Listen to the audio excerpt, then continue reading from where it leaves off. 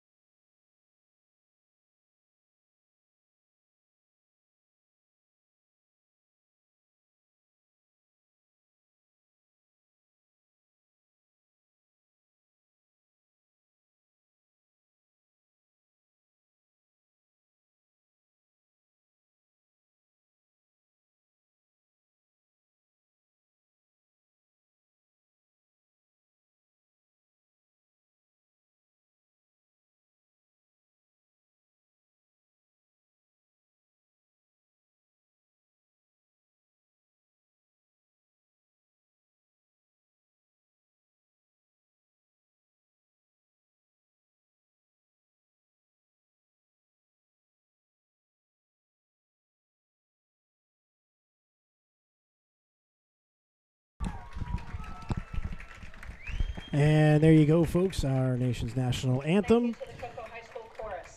Cocoa High School Chorus doing the honors tonight. And let's go ahead and jump into thoughts here as we get ready for this game. Logan, let's start with you, man. You know, Cocoa and Venice, two powerful teams within the state. What do you got for us today here in the pregame show? Well, we know Cocoa started off the season like they wanted to last year, gutted out a win over Orlando Jones, a very talented Orlando Jones team coming away 22-20 in that one. You know, Venice did not get to the start that they wanted to. From what I've heard, the score isn't necessarily indicative of how the game actually went. I've been told that Armwood dominated them in the trenches, which is going to be something to watch tonight because we know that defensive front for Cocoa is nasty, and you know the rest of that Cocoa defense is nasty, but specifically that front. So that'll be something to watch. I'm also interested to see how these receivers for Venice match up against that secondary, and if Brady Hart can bounce back and have a big game against the talented secondary of Venice. You know, they got the 5-star Charles Lester, as well as a couple other talented Division I caliber players. So this will be a big test for Hart. Yeah, it's going to be a big one, and you know, we kind of talked about it last night as well. As just like, you know, for a sophomore quarterback, I don't know if Hart's going to get a bigger test in terms of just getting thrown into the fire with his first 3 games. So going to be big for him tonight to see how much growth and how much he bounces back. Because obviously last week 3 interceptions, not exactly the kind of night he wanted. But again, Logan, you talked about those trenches, and let's talk about this Cocoa defense, because tonight I think if Cocoa's going to win, it's going to be this defense that keeps them in this ball game. Yeah, and I think that's going to be the case in much of the season. You know, we've kind of harped on the fact there's young quarterbacks across the county, but with those young quarterbacks are coming, you know, highlight reels of defenses, and we got one tonight. It starts up front with that defensive line, but really those linebackers, you got 2 field generals back there in Parham and Hawkins. absolutely controlling everything that happens, and then that back end is that's something fierce. It's going to be a long night for most receivers who go up against this defense. Absolutely, and tonight with the Venice Indians that come into town, their quarterback, a senior, Jadyn Glasser, standing at 6'3", 224 pounds. He went 9 of 23 last week for 204 yards, had 12 carries for 84 yards, so defensive line for Coco's going to have to watch that as well. He's got weapons. He's got C.J. Lewis, who had 6 receptions for 126 yards and a touchdown last week. We'll talk more about those weapons here in a second, but as you can see, the Cocoa Tigers coming out onto the field, and we do have a video as the Cocoa Tigers with a special tradition, the players giving their favorite teachers their jerseys to wear here on a Friday. I think that's absolutely outstanding. Logan, I'm sure the tradition didn't really change at Melbourne, but we always wore our game jerseys on Fridays. I think that's really cool for Cocoa. Yeah, I think it's a cool deal as well. Yeah, we always wore our jerseys, but to single out one of the most influential teachers you had, because you're only in high school for 4 years. So if you can really pinpoint somebody that's made an impact, I'm sure it means the world to those teachers as well. Do you have a teacher that you would have given your jersey to? Yeah, I got a couple that come to mind, I think. Okay. All right. I was going to say, I know for me, it would have been Miss Tucker, the TV production teacher. She would have got my jersey when I was still in high school back 25 years ago. As we age ourselves. Tonight, again, as we mentioned, Venice coming up all the way from the southwest, and obviously they had to deal with a hurricane. I don't know how much practice they got in, but that also is going to play a part here, Logan, because they did have to deal with Idalia, at least to some degree. I know school was closed for 2 days. School might have been closed. Yeah, I don't know how much practice they missed. Fortunately for the community, I mean, it skirted them to the north quite a bit as opposed to what they went through last year. But still, just a extremely talented team. Like we talked about Lester, he's the 4 or 5 star, whatever. But C.J. Lewis is going to Colorado. They've got several other kids that are either committed or getting D1 interest. So I mean, this is going to be quite the fun little matchup tonight, Knock. Yeah, absolutely. One of the guys that we want to mention, Ryan Matulovic, already getting multiple offers, UCF, Tulane, App State, just to name a few. John Maurice Wilder also committed to Colorado, and their center, Matt Peevely, committed to Air Force. And I'll tell you what, that is something to say when you got an offensive lineman committed to Air Force to go run that triple option. That means he likes to maul people. Yeah, he likes to get low, and he likes to just road grade. One of the other things, going back to last week, and you kind of see him coming out onto the field right now, is O'Keefe's battle. He came up with the game-sealing interception last week. Something to talk about with the secondary. I love what I'm seeing from Nathan Chasen, the senior, coming up in the run game, but at the same time, you got to give a ton of credit to C.J. Hester and Ja'Shawn Smith. Those guys have done a really nice job here to start the young season. They'll obviously be tested, but, man, I really am kind of curious to see what defensive coordinator Coach Diesel has drawn up tonight for this Venice Indian squad. Yeah, he did a good job last night mixing zone and man. Typically, he likes to run a lot of man coverages, but after hearing from him after the game last week, he was like, well, they knew we were going to run man, so we needed to instill a little bit more zone. Ran some man match concepts, some palms coverage, and I'd be interested to see if he can get back to that, because if you can effectively run a zone in high school, it can really make things challenging on a high school quarterback. Now, the one Venice has is a little bit different, but typically it does make it a little bit more challenging. Yeah, and as you mentioned, Logan, on defense for the Venice Indians, they've got Dylan Platt and Charles Lester, two pretty tall corners, both 6'2", and then at the same time, the defensive line for Venice, you got Dylan Bryant, Ryan Daly, Eli Jones, and David Galloway, all guys that are above 230 pounds and all guys that are above 6 feet. I mean, Dylan Bryant's the smallest at 6 foot. Otherwise, you got 6'2", 6'4", 6'1". Eli Jones, the junior defensive tackle for Venice, is going to be somebody I'm keeping an eye on today with that Cocoa offensive line. This is a great matchup in terms of watching the trenches. Yeah, strength on strength, it seems like. And I was watching Eli Jones as well. They listed him at 6'4", 245. He looked the part. He was kind of getting some handwork on air. He looked pretty explosive for that size as well, so that's going to be a fun one to watch. Yeah, and they also did get a transfer in Chris Lee, who's committed to the Charlotte 49ers as well. Charlotte now in the American Athletic Conference. Dylan Platt, I believe, is committed, or at least has an offer from Oregon State as well. Eli Jones got offers from USF and FAU so far to date. So we're getting ready for kickoff here between the Cocoa Tigers and the Venice Indians as we get ready for quite the dandy of a matchup. Anthony Knockrunner, Logan Pettit, as well as Caleb Brown here on Brevard Sports Network to bring you tonight's action on a really nice, clear night here in Cocoa, Florida. If you're from out of the area and watching us on Facebook, we appreciate it. Appreciate everybody joining in and tuning in as we get ready for quite the battle here between state powers. Again, the Cocoa Tigers defending state champs. The Venice Indians, only 2 years removed from being state champs. They were runner-up last year. Gunnar Trout will get ready to go on the approach. Venice will receive the first half kickoff as Cocoa won the toss and decided to defer to the second half. Back deep is Charles Lester for Venice. And we are on the way as this one will come to the near sideline. Lester will receive it at about the 5. Lester now going across the field, about the 12-yard line, able to almost shake 2 Cocoa Tiger defenders, but he cannot, and that is deep territory for Venice as they are on their own 11-yard line. Yeah, he tried to do a little bit too much. He was running off to the left-hand side and thought he had an ability to cut back, but this Cocoa coverage unit, this whole Cocoa team has just world-class speed, so it's going to be challenging to try and get those cutback lanes. Javion Hilson and the Cocoa Tiger defense, along with captain and middle linebacker Sanadrea Hawkins, now out on the field. And Javion Hilson against this big offensive line, that's going to be a matchup I want to watch and see how it goes. He had 3 sacks last week. And again, Orlando Jones' offensive line, nothing to sneeze at. First down and 10, doubles formation for Venice as we see Jadyn Glasser quickly throw out to, I believe that was Charles Lester. Actually, nope, that was Ryan Matulovic on that first catch. And that'll be a gain of about 7. It'll be second down, or 6. It'll be second down and 4 at the 18-yard line. Yeah, they're going to go quick here, too, with a little tempo. I like the play design there, just a quick hitch. Stay ahead of the chains. Second down and 4. Glasser quickly on a slant route is completed, and that is completed to Jace Barksdale, the wide receiver. Brings up first down and 10 for the Venice Indians. Moves the chains. Ball will be spotted about the 26-yard line. Quickly back to the line is Glasser on first down and 10. Glasser's going to keep it inside. Got a lineman blocking for him. We got a flag coming in from the backside.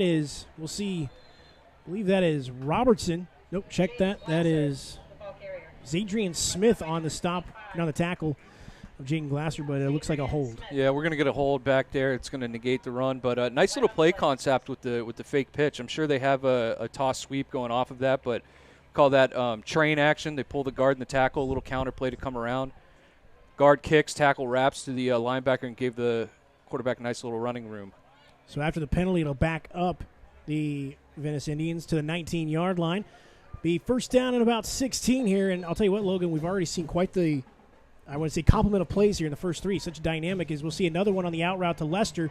Lester able to elude 1 ankle tackle. A second, makes a move. Now he's across the 30 to about the 37 as he's still on his feet across the 40 as he's brought down at about the 43-yard line after a second and third effort. How about the moves by Lester there? You can see why he's a 5-star talent. But going back to your point, they've got a nice little script going with quick passes, quick runs, and staying ahead of those chains despite the holding penalty. They're able to pick up good yardage there to the Florida State commit. Right now, Jadyn Glasser calling out the offense as we'll see trips to the bottom of your screen. That is Alvin Johnson III, the back to the right of Glasser. Glasser gives it to Johnson this time. He loses the football. Ball on the ground. We'll see if Cocoa comes up with it. And it looks like it'll be a Venice offensive lineman who comes away with keeping the ball. Yeah, that was fortunate. One of those defensive linemen just got their big mid in there and just poked that ball out. Venice very fortunate to recover it. Gain of about 5 as the ball sits on the 48-yard line of Venice. Glasser drops back, looking to throw, goes over the middle, and that'll be to C.J. Lewis. C.J. Lewis makes a man miss. It'll be brought down quickly. I believe that was Nathan Chase on the safety for the Cocoa Tigers. Be a first down. That was a nice play design. They had the back running a wheel route, so that drew Hawkins out of the middle of the field. He had to cover that. Cleared it out with the other 2 receivers with the quick little underneath route. First down and 10 for the Venice Indians as they quickly move across the field. Alvin Johnson will get the handoff once again, and it's Parham who knocks the ball out. We'll see. Wait for the official here, and it looks like the Cocoa defense is going to stop what was a promising drive, Logan. Yeah, that was a great drive they had there, but great defense. That's twice that they've popped the ball out on that drive, and this time they were able to capitalize and get it back. 9:57 to go here on the Parish Health Network scoreboard. No score yet between Venice and Cocoa as the Cocoa Tigers get a turnover. We'll see quarterback Brady Hart come out on the field. He had a really nice first drive, had a 29-yard touchdown pass on the first drive last week against Orlando Jones. We'll see if Hart in this offense can replicate that success. I saw a clip of that pass. It was an absolute seed right to, I believe it was Nicky Teeter. Bryant and Teeter at the bottom of your screen as the handoff goes quickly to Latrison Lane. Lane will get across the 45 to about the 47 as he's wrapped up quickly by a host of Venice Indians. A nice little jet sweep there, see if they can establish something out on the edge. Last week, Lane had 19 carries for 69 yards against Orlando Jones. Again, Teeter and Bryant here at the bottom of your screen, as well as Lane out. He'll come back into the formation. Hart quickly throws to Bryant on the wide receiver screen. Bryant makes the juggling catch as it'll get to midfield. We got a flag coming in late. Not sure what that flag's going to be on, and I think that's a little RPO. They want to see what happens with the Is it an illegal motion? it might be offensive pass interference.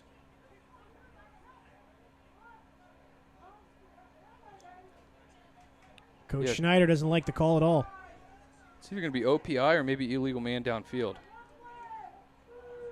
Referees gathering up right now.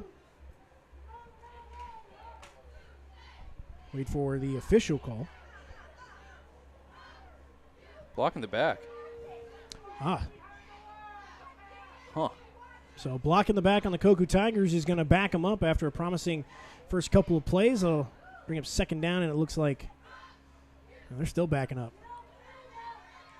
Yeah, they're definitely coming out and seeing how Venice is going to adjust to that jet motion. They run the jet sweep on the first play, then they have that jet action to what I think was an RPO. They're reading that overhang. If he comes with the jet motion, he's got the quick screen there. And it looks like they're going to go empty again, so wouldn't be surprised if we see some sort of jet motion out of this as well. Be second down and a mile for the Cocoa Tigers as we'll see a man jump. No flag. Ball will be spotted all the way back at the 34-yard line of the Cocoa Tigers. Ball needs to get to the 48-yard line of Venice for a Cocoa Tiger first down. Trips to the top of your screen. Hart, three-step drop, pressure coming from the outside. Hart going over the middle and looking for Teeter, just a little too tall for the wideout, and it'll bring up third down. Yeah, high and behind on Teeter. He had him breaking open on the skinny post there. He's got to put that in front of him and let him go get it. There was, plenty of space in the middle of the field there, and Teeter's a good enough athlete to break away. A little errant throw, but hey, it's early on in the game, and that was the first downfield pass we've seen. So, yeah, I was going to say, I think last week we saw a lot of wide receiver screens from Hart, and so the coaching staff already allowing Hart to kind of go towards that middle of the field. Again, we talked about it last week. That opening drive, that 29-yard touchdown pass was towards the middle of the field. So we'll see what they do here with third down and a mile. Again, the Cocoa Tigers need to get to the Venice 48 for a first down with 9:14 to go here on the Parish Medical Network scoreboard. Cocoa and Venice, no score yet. Hart looking to throw, steps it, and it's going to be C.J. Bragg who's able to break away. We'll see where they mark him out of bounds. They're going to mark him well short, about 4 yards short. He'll be out at about the 47 of Cocoa. Yeah, that was a good play design. Bragg's pretty good athlete as well, getting him open like that. Just kind of ran out of room. I like the design, though. You don't, a lot of times you see it, third and very long. We need to go pick it up with all that air yards. Well, no, when you have athletes like Cocoa does, you can throw it underneath and let them go make a play, and that's exactly what they tried to do there. Yeah, I was going to say that was a gain of 13, almost enough for the first down as Gunnar Trout is out to punt. That one was dangerous, but able to get it off is Gunnar Trout. We'll see that one go out of bounds. It'll be out of bounds at about the 20. Keeps walking it up. I'm not sure. All right, we finally get him to stop. I think that's going to be at the 29-yard line for Venice. Yeah, Venice had a chance to block that too, and I've said this before. You got to be an airplane when you go in to block punts and kicks, not a helicopter. You don't go up and down. You got to put your body out on the line. If the young man did that, I think we would have been talking about a different situation on that punt. So once again, the Cocoa defense out as we'll see first down and 10. Ball on the 30-yard line of Venice. New quarterback in for Venice. We'll get you the name here in just a second as he charges ahead for a gain of a couple, maybe to about the gain of 4 to about the 34-yard line. Ryan Downs, 6'4", 230 pounds. That's a good-sized kid. Brian Downs last week had 2 touchdowns on 2 carries. Imagine some sort of red zone packages for him when you got a kid that size that can just take a direct snap and run Q-powered. So I say, reminiscing to almost Tim Tebow stuff as Glasser sees second down and 6. Goes across and looking for C.J. Lewis, and that one's too far out in front of the young man. It'll be Jashawn Smith in coverage. Yeah, good sticky coverage there. It was Smith and Deron Guilford as well in the coverage, kind of playing that overhang backer.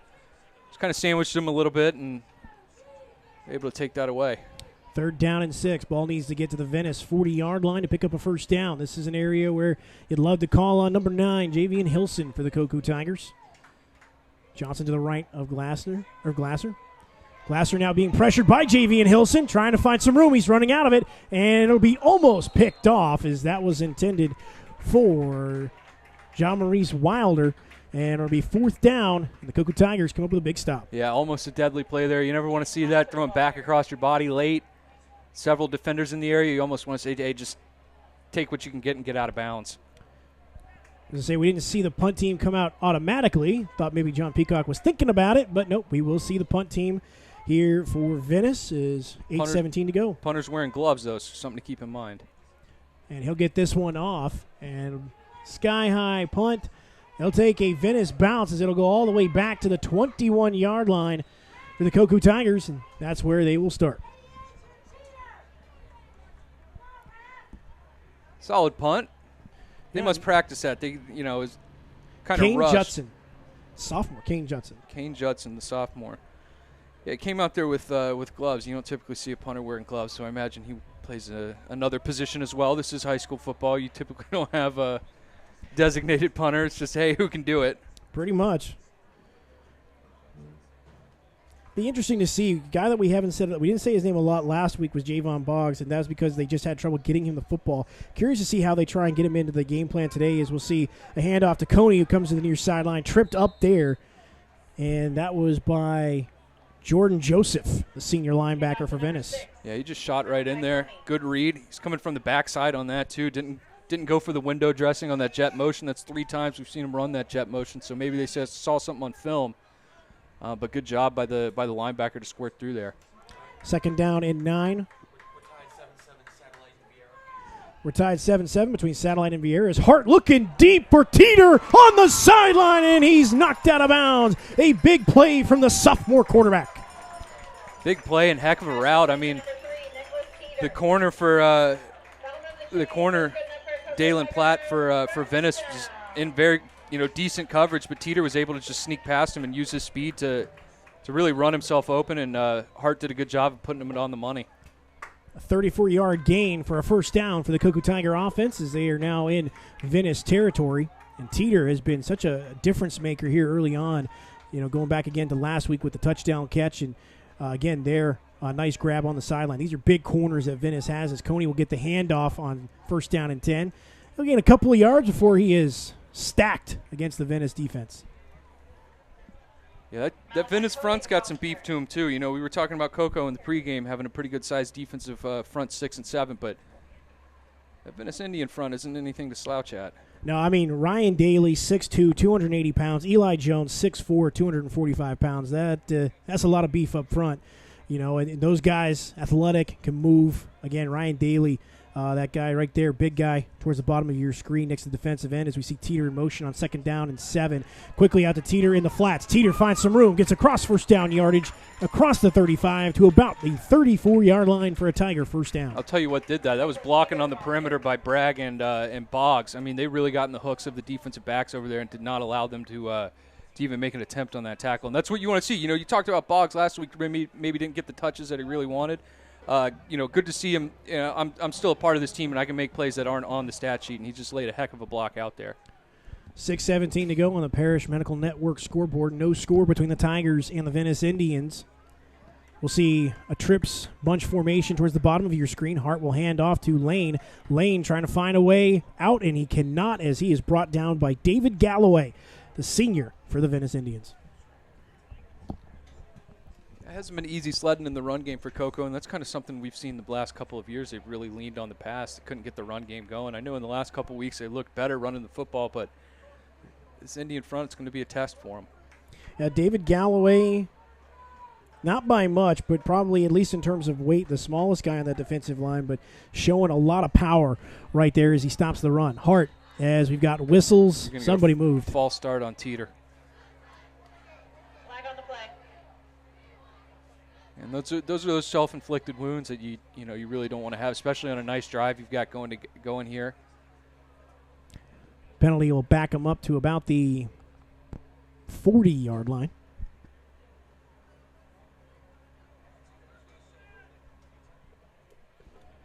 And it looks like we've got our halftime water break. And right now we want to thank our good friends, Mr. Jim Williams. BSN and the Cocoa Tigers would like to thank Mr. Jim Williams for his generous donation to ensure nearly all of the Tigers football games are broadcast, currently serving our country as a private citizen. Mr. Jim is stationed in Camp Casey, South Korea, watching tonight's game, which is 13 hours ahead of our time. There is no bigger Tiger fan than Jim Williams, and we thank you for your kindness. Thanks a lot, Jim. I've known of Mr. Jim Williams for, I want to say, close to 10 years now when I first started with the Friday Night Locker Room. Got a couple score updates here. It looks like Satellite and Vieira tied up. Coco's up 6-0 over Yulee. Titusville up 6-0. That's a good start. Titusville. Did I say Cocoa? I might have screwed that up. Titusville up 6-0 over Yulee. Yeah. Second down and 15. Hart drops back. Looking quickly to throw, and that one for Boggs. That one just a little too tall there for the great wide receiver for the Cocoa Tigers. It'll be third down and 15. It's the second pass we've seen thrown high and behind. It's a tough adjustment to try and make that catch. Boggs, a little bit bigger than Teeter, but they don't have that really big outside presence like they had last year. They had Kyan Calhoun, who's every bit of 6'5". This year, got to rely a little bit more on speed, but you want to see him put it down and a little bit more in front of him. Third down and 15. Ball needs to get to the 26-yard line of Venice for a Cocoa first down. Hart quickly throws, and that's for Bragg, and he gets to about the 20, and it'll be at the 19-yard line. So a first down gain, and again, a nice pass from sophomore quarterback Brady Hart. Yeah, makes up for the last one, delivers a bullet to Bragg, and you can't talk about enough Bragg's ability to just find himself open. It's great route running, finding spots in the zone, sitting down in it, knowing how the defensive coverage is played so you can find and adjust that route, and he does an excellent job of it. First down and 10, ball inside the Connect Sports Funding red zone as we'll see Lane get the handoff, turns his way up the field, and he'll get across the 15 to about the 14. Out. And you are right, Logan. The ball came out. We'll see. And it is a Venice Indians football. Costly mistake on a promising drive for the Cocoa Tigers. Yeah, I couldn't see exactly how it came out, but he was kind of spinning down as he was getting tackled, and I just saw the ball squirt out like that. And that's two drives we've seen for either side get derailed by a fumble. So Venice will take over deep in their territory at about the 11-yard line. Right now looking at the Parish Medical Network scoreboard. No score between Cocoa and Venice with 4 minutes and 50 seconds left here in the first.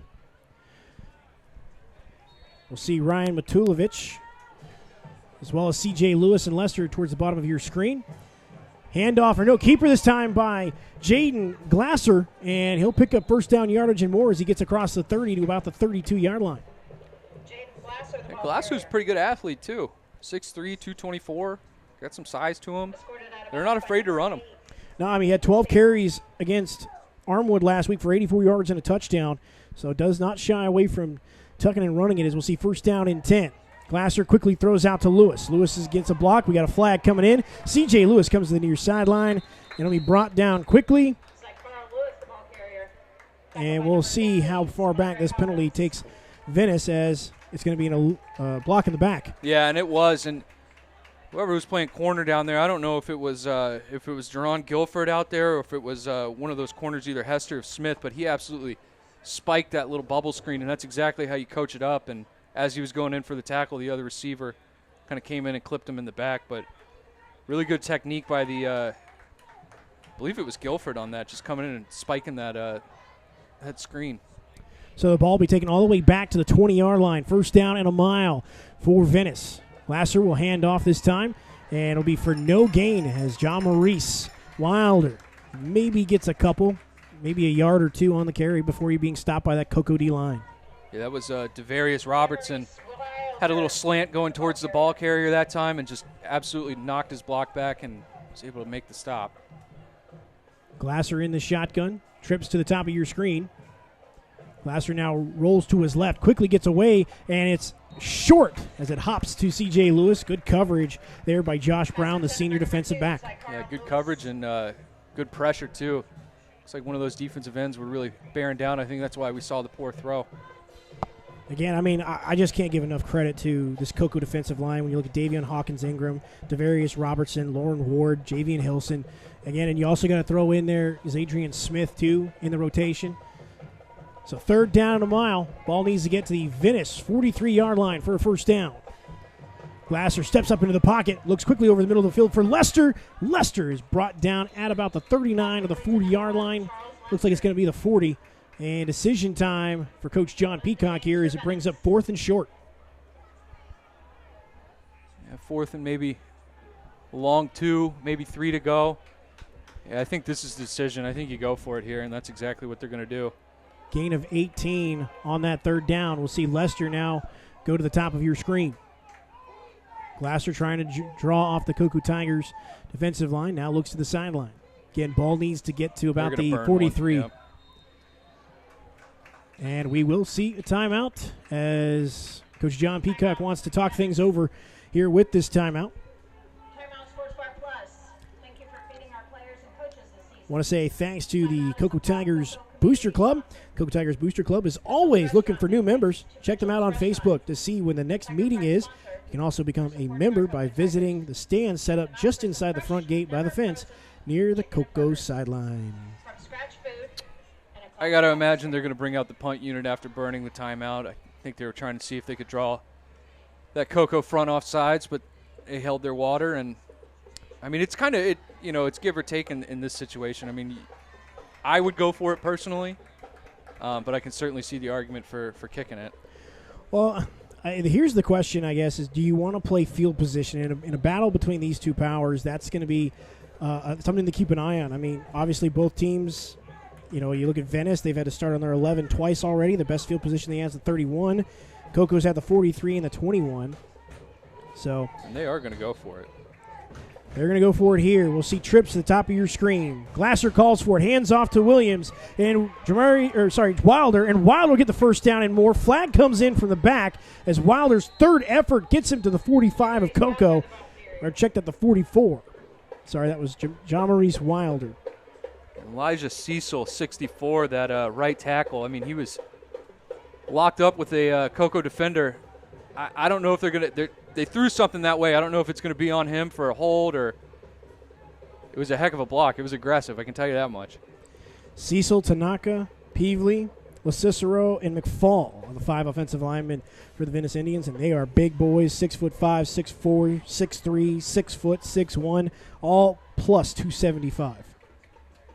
And I think they are going to back Venice up. Question is how much, because it's obviously a spot foul, and the spot foul is at the 49, so this is still 4th and manageable here for Venice. And they're going to go again. Ball go all the way back to the 39. We'll redo this entire set. 2 tight end formation. 1 tight end. That is Jackson Scott here at the bottom of your screen. Ball needs to get to about the 44 safely for a Venice first down.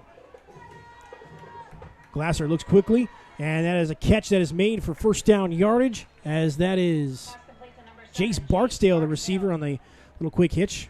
Yeah, Glasser checked into that, too. I think they had a similar play called that they ran on the previous 4th down attempt, and he saw something in that coverage where, hey, if we hit a hitch right here, we can put it right at the sticks and go get it, and that's exactly what they did. First down and 10 for the Venice Indians. It'll be a handoff to Wilder. Wilder trying to find some room as he's able to on a second effort. Wilder will get to midfield, a gain of about 6. I'll call 5 for Venice. John Maurice Wilder committed to Colorado. He'll be to the right of Jadyn Glasser. Glasser hands off to Wilder once again. Wilder tries to break through the defensive line.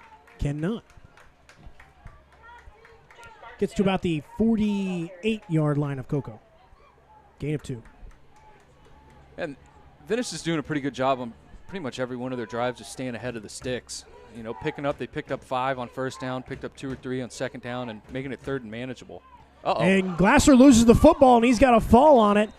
And he'll lose about 10 yards as he goes all the way back to the Venice 44-yard line. Yeah, it just slipped out of his hand. I mean, I know it's humid and muggy, but Yeah, I was going to say, usually if it was raining, you could see that. Yeah. But there hasn't been a drop of rain here today. I don't know what happened there. They're going to do this rush punt again. I kind of like this, honestly. Kane Judson out to punt for Venice. Decent punt last time. And this one not as much as he shanked this one. This one goes out of bounds. It'll be a favorable start for the Cocoa Tigers. It'll be on their own 36-yard line. 35 or 36. Little chippiness down there, too. That's a couple times I've seen, both players from both sides of the ball getting after it in each other. And, that's what you expect in a high-intensity, aggressive game like this one. Yeah, absolutely. I mean, these guys are all top-tier talent. These are all kids that are getting offers, and they're extremely competitive. And, absolutely, there's going to be some trash talking between these two schools. They're not unfamiliar, as some of these guys can probably remember the last time they took on each other a couple of years ago, I believe. So, yeah, ask Caleb about that. They're up in a hurricane filming that one. 1:29 to go. No score here between Cocoa and Venice as they start. First down and 10 on their own 35-yard line. Bunch formation to the bottom of your screen. Teeter in motion. Hand off to Malachi Coney. He's got some blockers in front trying to bob and weave his way as he escapes one tackler, but is lost for a couple. And that is a heck of a takedown by Chris Lee, the senior linebacker for Venice. Yeah, nice stick by Lee there. Coney, you'd like to see him try and get up in between the tackles there. He's more of a downhill runner, kind of sawed off. Not much on the outside, but trying to do what he could there, and Lee came in and delivered the boom. Loss of 2 on the play for the Cocoa Tigers as we are under a minute to play here in the first quarter between Venice and Cocoa. No score. Last score update we did have is Vieira and Satellite tied up at 7 apiece. Second down and 12. We'll see Bryant and Teeter at the bottom of your screen. Boggs and Bragg towards the top. Hart goes in the middle of the field for Javion Boggs. He makes a man miss. He's across midfield, across the 40, and he'll be brought down at about the 36-yard line. Yeah, and see, good things happen when you put the ball on him. It's not high inside. That's a heck of a throw. That's a high-level throw as well by Brady Hart. Only a sophomore delivering the nice strike on the skinny post, and that's several times we've seen that post route be open in the middle of the field.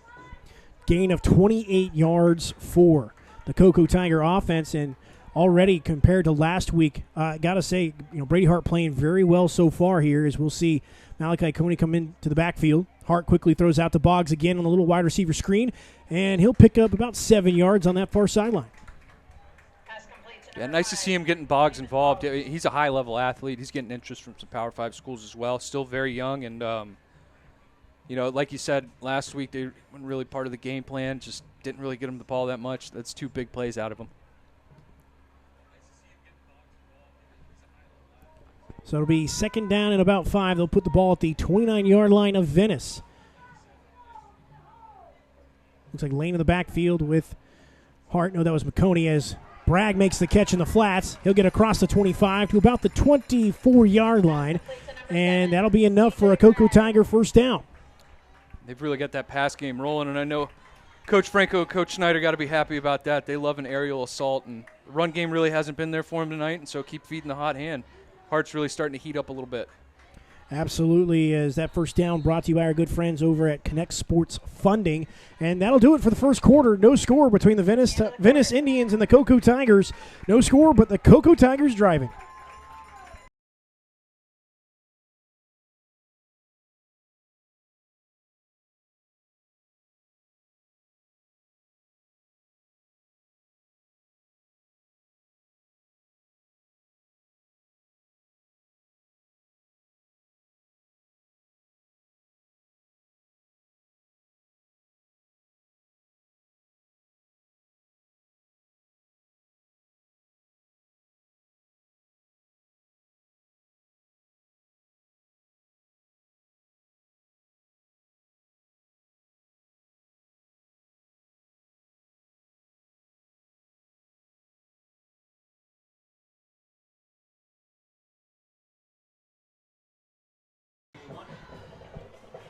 As we get ready for the start of the second quarter, we want to thank Timeout Plus, located in beautiful Cocoa Village. Timeout Plus is a clean, relaxing atmosphere that offers a diversity of food options with some great drink specials. The friendly staff is another plus.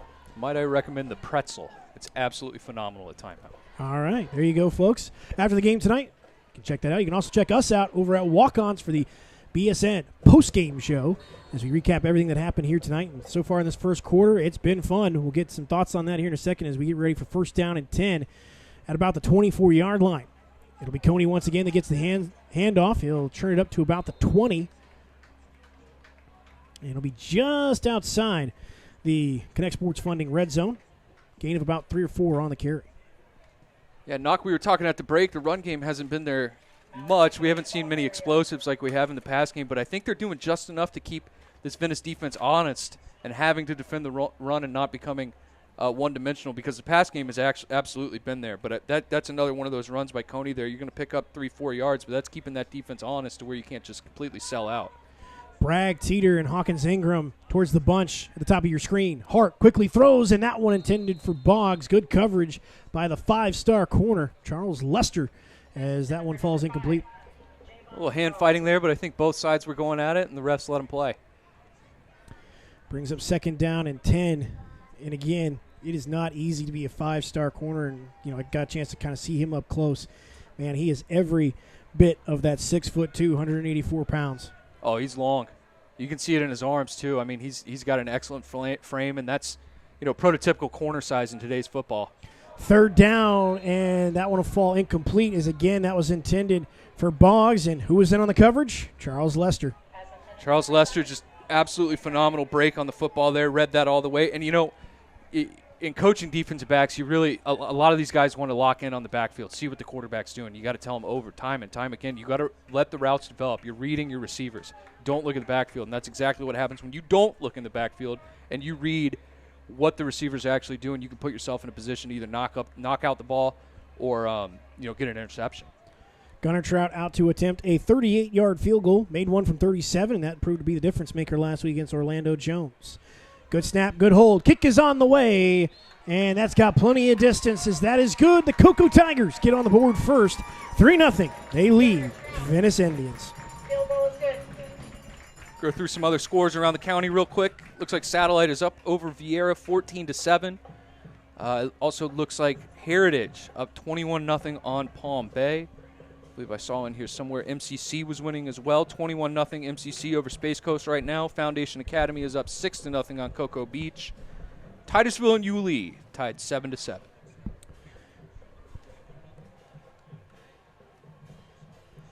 Yulee, that's where Derrick Henry went, if I'm not mistaken. Oh, yeah, I was going to say, I was wondering why I couldn't remember that one. I mean, I can't even imagine being a defender trying to tackle him as big as he was in high school. Oh, jeez, man.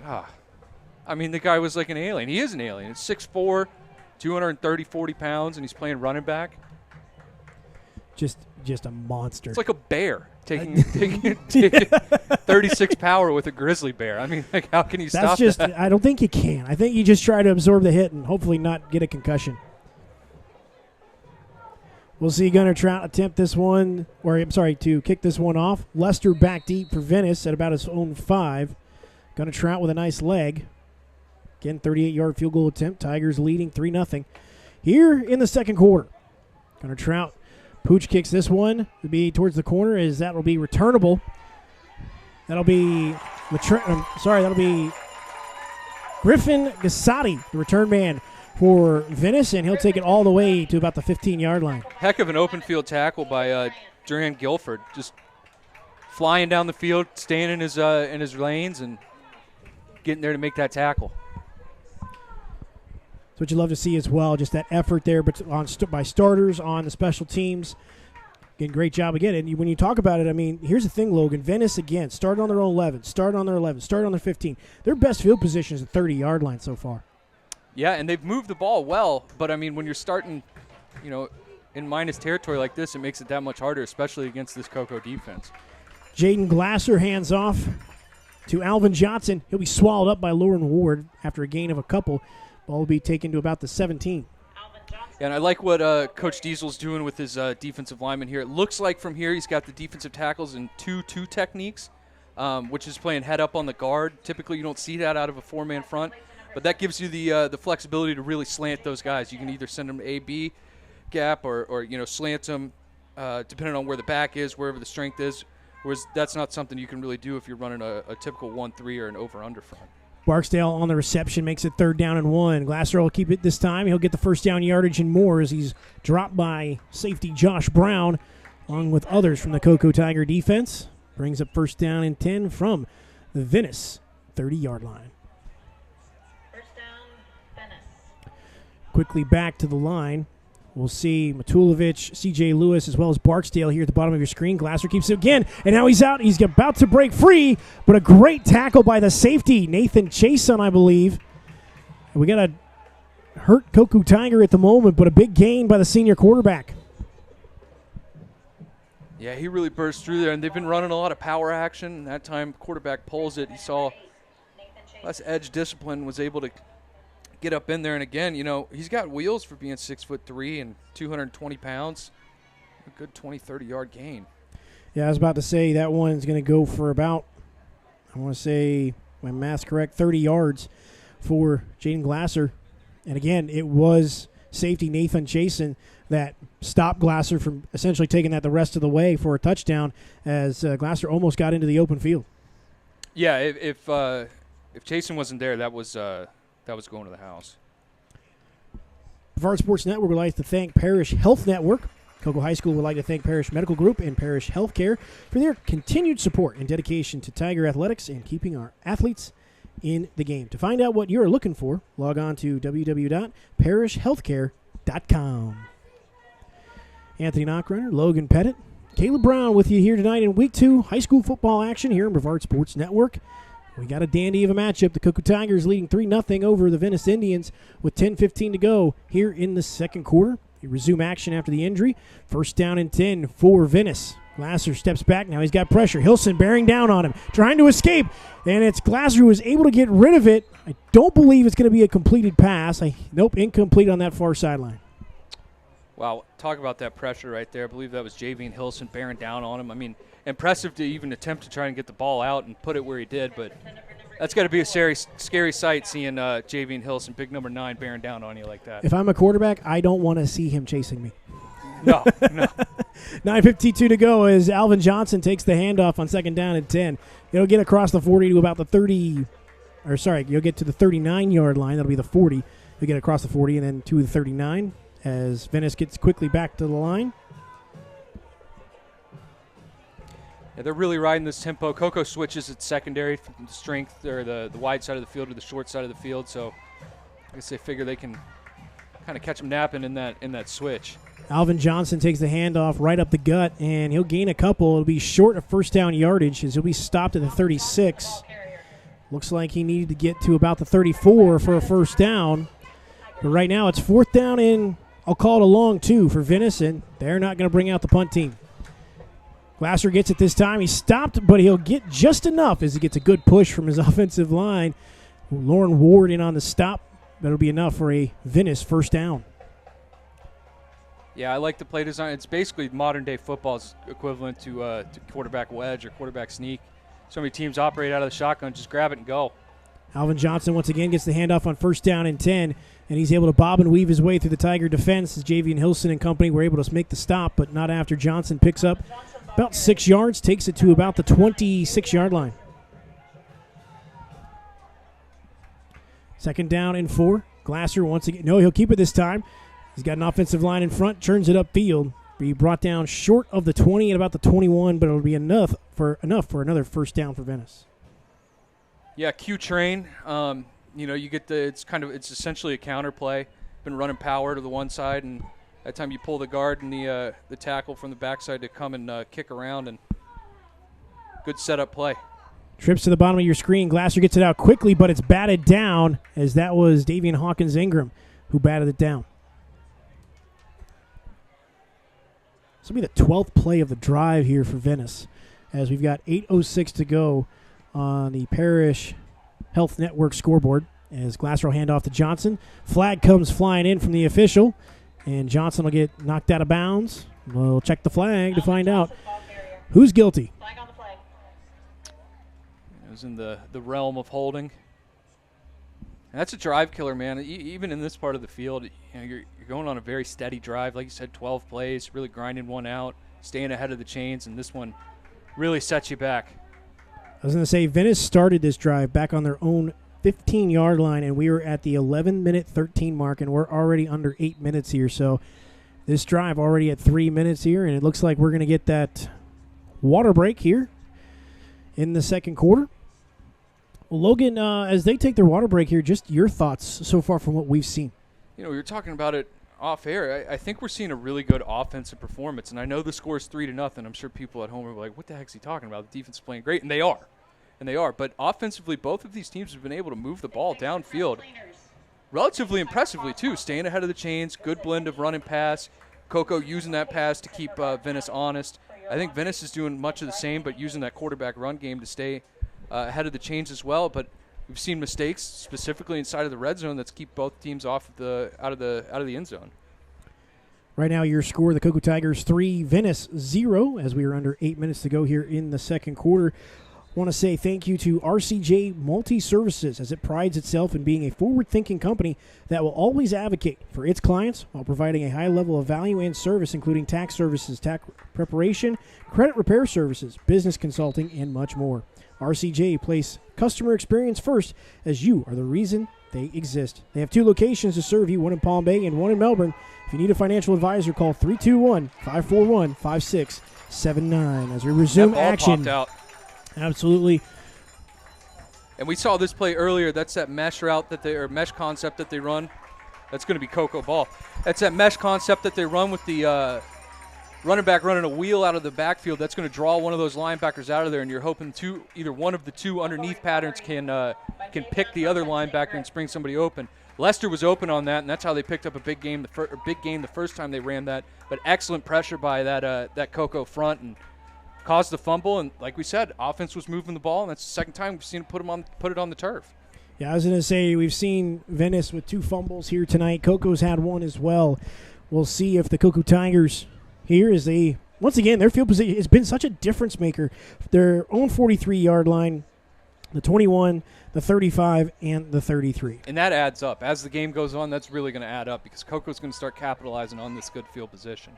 First down and 10. Hart will hand off to Bragg. Bragg looking for Javion Boggs, and it's picked off by Charles Lester for Venice. And Lester's got a man in front, able to get some blockers, and he'll be brought down at the 31-yard line. And the Cocoa Tigers give it right back. Yeah, just severely underthrew. He had a corner, or I'm sorry, a post route breaking to the sideline there, right behind Lester, and underthrown pass, and Lester capitalized on it, and Venice is going to get the ball right back where they started. It's going to be a new set of downs. Venice right now with a man down. Looks like he's going to be hopefully okay as their training staff takes a look at him. 7:32 to go on the Parish Medical Network scoreboard. 3-0 the Cocoa Tigers lead the Venice Indians as they get the ball back here inside Cocoa territory. Again, their best field position tonight as they sit on the Cocoa 30-yard line. Here's the thing, Knock. I don't know that they needed to run a trick play there. I was wondering if they were just trying to maybe catch Venice snapping there. But again, I don't necessarily hate the play call there because, again, it's been a tough game. It's been a slog here for offenses as Wilder gets slammed, but it's the quarterback Downs who takes it to the outside, picks up a couple. That's their bigger, and they got 2 running quarterbacks, but this guy a little bit bigger than Glasser. He's listed at 6'4", 230, and looks like they're just going to use him as a battering ram. Ryan Downs looks like he'll hand off once again. He'll hand off this time. And it'll be Wilder who gets the carry, and he'll gain a couple of yards as he takes it to about the 20, we'll call it the 25-yard line.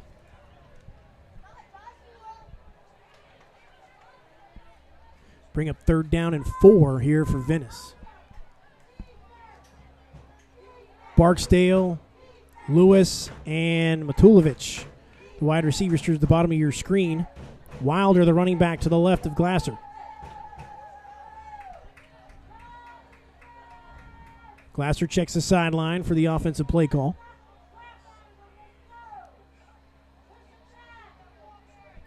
Glasser calls his own number. We'll see if he gets there. He does on the second extension. And he'll be short by he'll be short by a full yard as they'll bring up 4th down and short. And, I think the way that they've been running, specifically between the tackles, Oh, no, it looks like they're going to – are they going to kick it, or are they going to bring in their big battering ram of a quarterback? And that's what they're going to do. Yeah, Q power right here.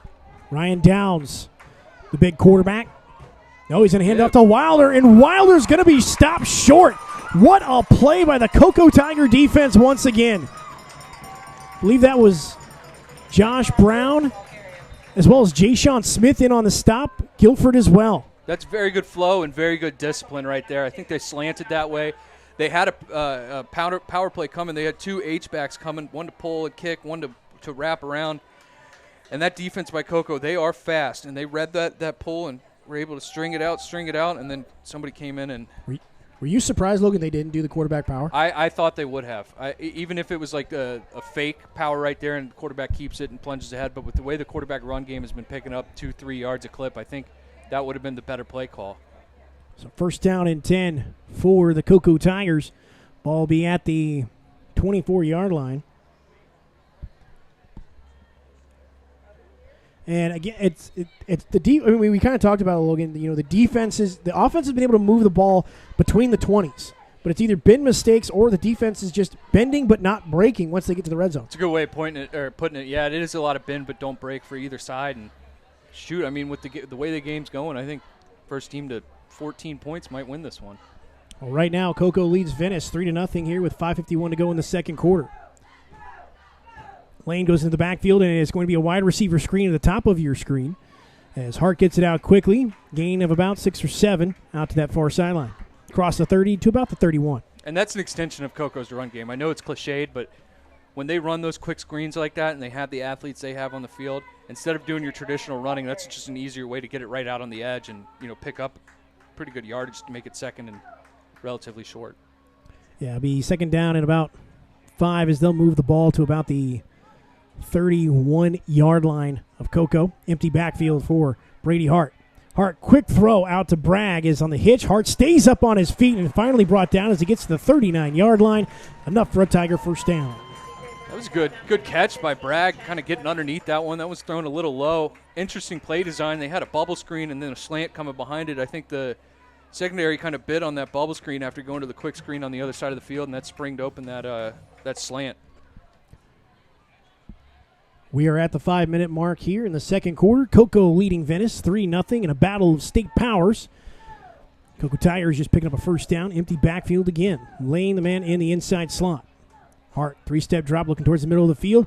Looks for Bragg again. Across the 50, the 45. He'll be brought down at the 41-yard line. And another big play by C.J. Bragg. Yeah, it's just Bragg. Johnny on the spot with Bragg. I mean, he's going to find himself open. That ball was behind him. He was able to adjust to it and grab it and scored ahead for a couple extra yards.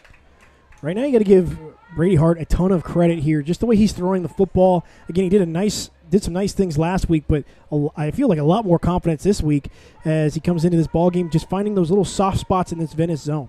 Yeah, absolutely. I think you need to give this offensive line some credit, too. I mean, he's been absolutely clean all night. Nobody really even coming near him, and he's able to really build that confidence in throwing the ball.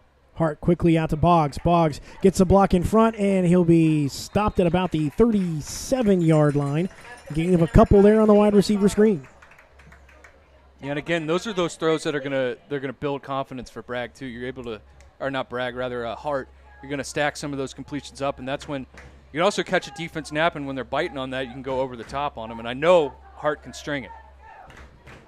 Under 4 minutes to play here on the Parish Health Network scoreboard. 3-0. The Cocoa Tigers leading Venice, as right now the Tigers driving in Venice territory.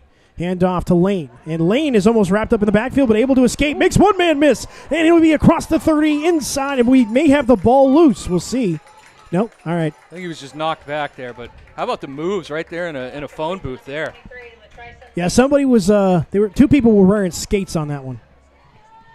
Yeah, there was some highlight reel moves there. Sophomore Latrison Lane putting some moves on, and that'll be a first down for the Cocoa Tigers. A Connect Sports funding first down for the Cocoa Tigers.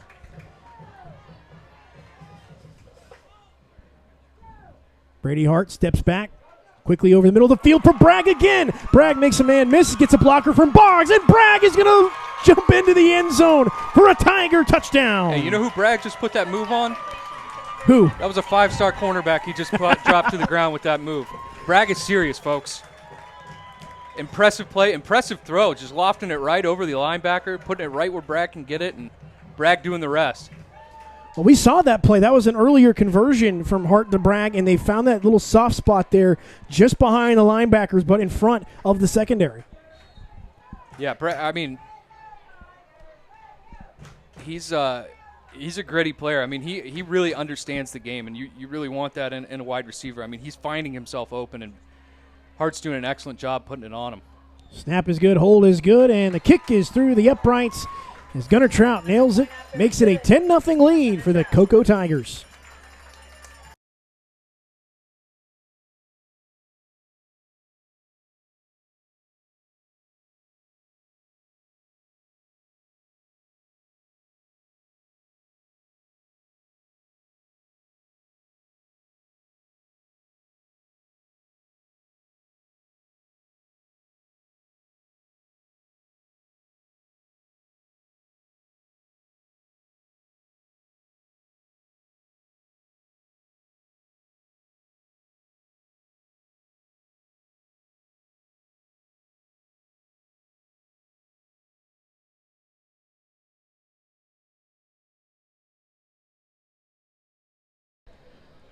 Welcome back here to Richard Blake Stadium as the Cocoa Tigers take a 10-0 lead over the Venice Indians with 3:14 to go here in the second quarter on the Parish Health Network scoreboard after a 29-yard touchdown pass from Brady Hart to C.J. Bragg to put the Cocoa Tigers up by 2 possessions here.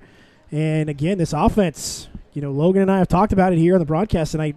Hart's done a nice job, but again, give credit to that Cocoa offensive line. Hart has not been really pressured at all tonight. No, he's had all night to throw, and when you're a young quarterback and you're still establishing some confidence in yourself, especially in a big game like this, I mean, that means the world to him. To know that I can drop back and I'm not going to have any pressure and I can read a defense and I can put the ball on my wide receivers, I mean, what more could you ask for as a young quarterback? Trout will boom this one as it'll be Lester who will return it from his own 6. He'll go up the field, come to the near sideline, able to shake one defender, tries to put some moves on, but not before a host of Cocoa Tiger tacklers bring him down as DJ Bryant lost his helmet for a second. Charles Lester, the ball carrier. Ball will be spotted about the 36-yard line. Torres. And 21, Jamarion. Best field position tonight for Venice as they have been deep in their own territory. But again, I mean, you go back 2 drives ago on their own 15. They got down to the Cocoa 21-yard line before they fumbled. Again, they've had 2 fumbles tonight in Cocoa territory that have ended promising drives. Glasser comes back out in the shotgun. I believe there'll be Johnson in the backfield with him. Glasser quickly out to Barksdale, and that one's behind the junior wide receiver. Pass intended for number 7, Jace Barksdale. Yeah, that would have been a catch that he would have liked to have. I mean, that would have been good for 5 or 6 yards. And again, Venice has done a relatively good job up to this point, staying ahead in the chains, and that's one of those plays that keeps you ahead of the chains. Second down and 10 for Venice. Handoff to Johnson. Johnson trying to find some room to run. Turns it upfield. Able to make a guy miss. Still on his feet. Churning the legs. Second effort will get him to about the 49-yard line and enough for a Venice first down after the 12-yard gain. Yeah, good run. Good, powerful run there. Bouncing off of players. 5'11", 190. Pretty prototypically built running back and making fellas miss. Doubles formation for Venice. Glasser quickly throws out to Gasati, the sophomore receiver, and he makes a play. He'll get another first down for the Venice offense, and we've got a Cocoa Tiger down at the moment. He popped up. He's all right. Might just be a little tired. Venice has gone on some sustained drives. They're just not punching it in. Another first down for Venice as they're inside Cocoa territory. Johnson the handoff once again, and he'll gain a couple more yards as he gets across to about the 31-yard line, let's call it. Yeah, we'll call it at the 31. Gain of 7 on the play. 2:17 to go here on the Parish Health Network scoreboard. 10-0, the Tigers lead Venice, but Venice driving right now. Second down and 4. Glasser, quick throw over the middle, and that one is incomplete, intended for C.J. Lewis.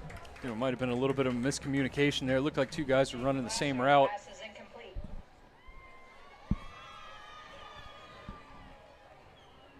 We'll see Zadrian Smith check in right now for Lauren Ward as he catches a breather. 3rd down and 4 for Venice. Glasser keeps it himself this time. He'll go up the gut, and he'll get just enough for the first down as he gets down to about the 25. Yeah, and that was that Q train again. I mean, that's been the kind of their bread and butter. That's picked up quite a few yards with him. And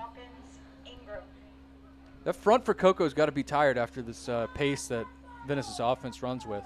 1st down and 10. Glasser looking to throw, got pressure, and he's not going to be able to escape it as it's Davion Hawkins Ingram in on the sack. Yeah, I believe that was supposed to be a hitch and go. The way he pumped like that, I think he was expecting either a slot or his outside receiver to run a go route, and both of them ran the hitch, and he's like, well, wait a minute. And it was covered, and great job by that defense to get back there and make the sack. Cocoa Tigers right now currently leading Venice 10-0 on the Parish Health Network scoreboard. 1:41 to go here in the second quarter. The timeout taken by the Venice Indians as they wanted to save a little clock as they're trying to put some points on the board here. Again, the Tigers up by 2 possessions. Venice trying to cut into this lead right now. As again, this will be the 3rd time. And we'd also like to take this opportunity to thank all of our great sponsors here with the Cocoa Tigers as we bring you the Tigers here tonight on Brevard Sports Network. Thanks again to all of our great sponsors, Parish Health Network, Appliance Direct, Connect Sports Funding, and our good friend, Mr. Jim Williams.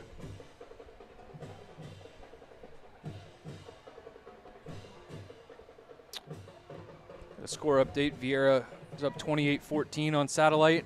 I believe the last I saw, Heritage was up 28-0 on Palm Bay. 2nd down and about 13 here after the sack by Davion Hawkins Ingram.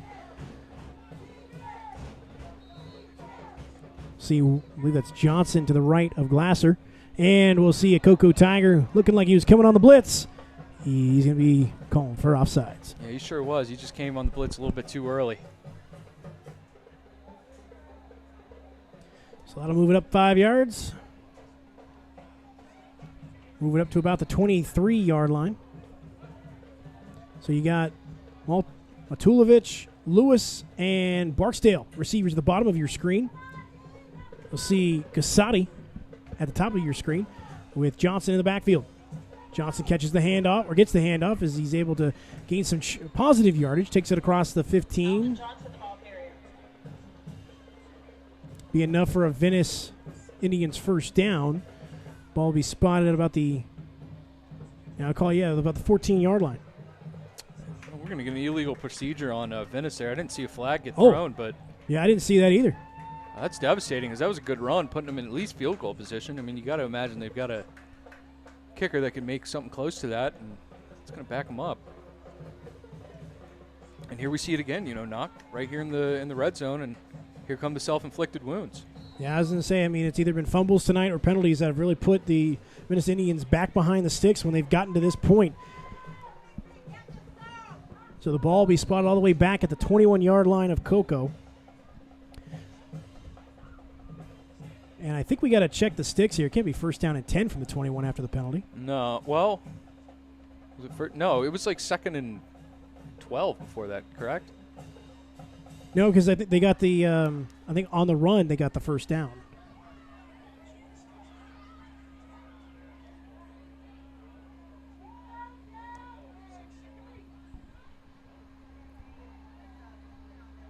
So the officials will talk that one over as we find out for sure whether or not it's 1st down and 10 after the penalty. Got another score coming in. Merritt Island up 7-0 on Melbourne at the half. Ooh, interesting. I thought that'd have a few more points to it. Thought so too. I figured that was going to be a close one. I mean, Merritt Island coming out in absolute Donnybrook last week against Deltona, really putting it on them. Melbourne in a close-fought match against Titusville, who's up in Yulee this week. I think this Merritt Island-Melbourne game is probably a pretty evenly matched game, both pretty young teams. I was about to say, we're going to have to apologize to Coach Panucci. I thought points would be scored, and I know how much he doesn't like to give up points. No, he doesn't. Anthony Knockreiner, Logan Pettit, as well as Caleb Brown here for you at Brevard Sports Network here on a Friday night in Cocoa, Florida, as the Cocoa Tigers currently leading the Venice Indians 10-0 as we got 1 minute and 26 seconds before halftime. As I think we've got things straightened out. All right, we do. So it's 2nd down and 15 Yeah, now. because of the sack. That was the play previous. Right. So I was right. You were right. My bad, Logan. I should have trusted you. I'm sorry. Second down and 15. Ball back to the 24-yard line of Cocoa. Glasser, three-step drop, looking for Johnson on the wheel route, but throws in the middle to Matulovic. Matulovic makes a man miss, and he'll turn back upfield to about the 16-yard line. That was a modification of that mesh they've been running. Instead of having the two crossers underneath, they kind of built off of that. You had the little stick route there and then a post, finding the stick route open. Third down, and I'd call 6 as Glasser hand off to Johnson. Johnson going to the right side. He'll get the first down yardage and more as he enters the Connect Sports Funding red zone. Be first down and goal, I believe, for the Venice Indians.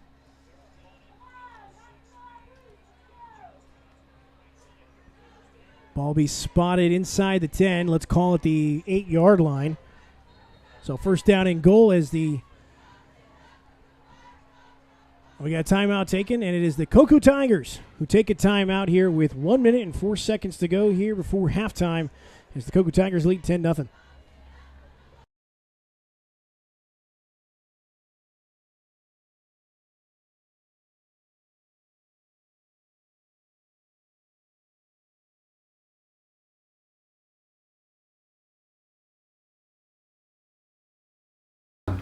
Hey, this is Davion Dudley, and you are watching Brevard Sports Network. Oh, my brother, testify. I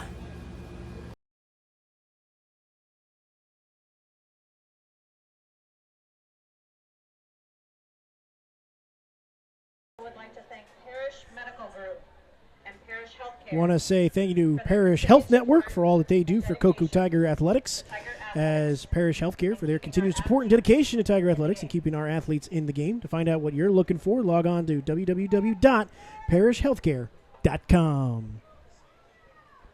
Got a score update for you. Logan, what do we got? Titusville up 13-7 on U-Lee, going up there into the Jacksonville area and Doing some leading. nice things. Yeah. All right, first down and goal. Glasser will keep it himself this time, and he will get into the end zone as Venice puts points on the board. There you go. Now they're starting to capitalize a little bit in that red zone area.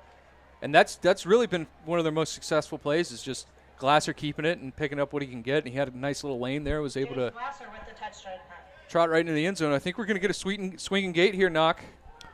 Well, let's see what they actually do with it. Is we do see Ryan Downs, the backup quarterback, the big man. Ryan Downs coming in at 6'4", 232 pounds. We'll see the offensive lineman kind of swing back. I think there's a problem here. There's a miscommunication. The ref's talking to the corner and receiver. They're going to close the gate regardless. Yeah, no, we're not getting any play out of the swinging gate here. I love it, though. So we will see Josiah Arcady Payne. I hope I pronounced that correctly. I do apologize if that's pronounced incorrectly. Now we're going to get a timeout.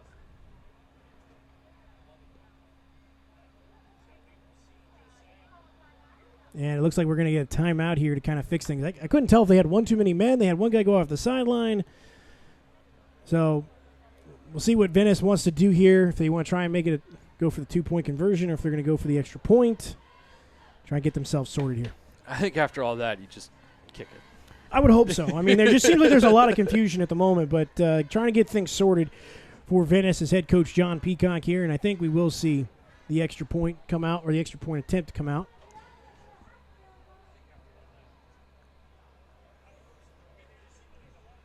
As Alan Slaughterzinski likes to say, coming up at halftime, we have absolutely nothing. If the bands play, I will. Yeah, if the bands do play, we will have the bands on video for you.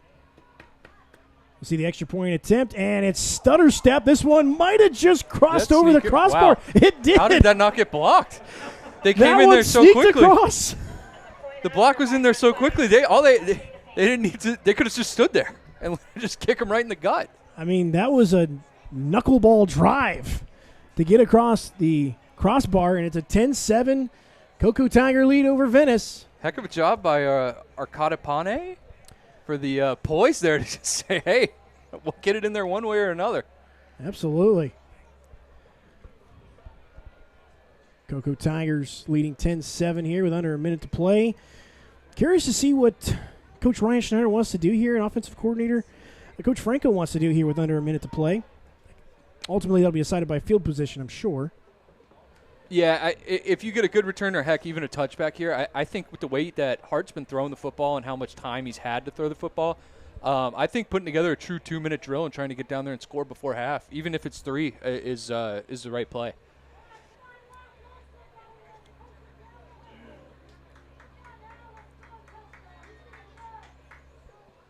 See Arcata Payne kick this one off here.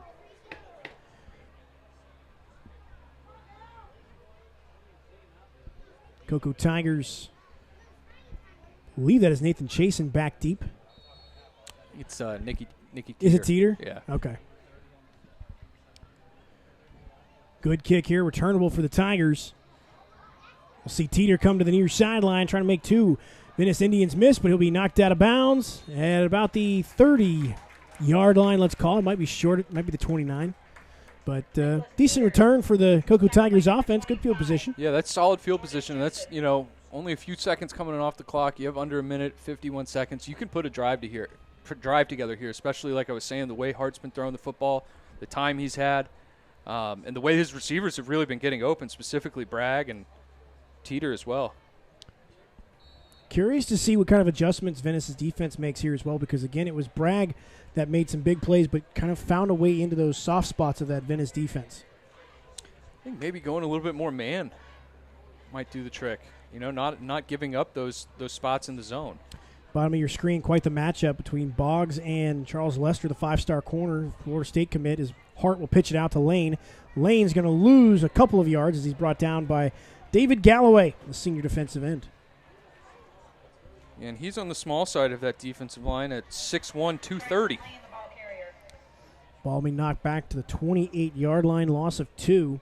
Clock continues to roll here with 31 seconds to go before halftime. Well, I think that play was a litmus test to see how the rest of the drive is going to go, and I think they're just going to let this one go to half. Yep, I think that's exactly what we're going to see here. One of the few times we'll see Brady Hart under center. And he'll take a knee, and we will go to half. The Cocoa Tigers currently leading the Venice Indians 10-7 as you are watching the Brevard Sports Network.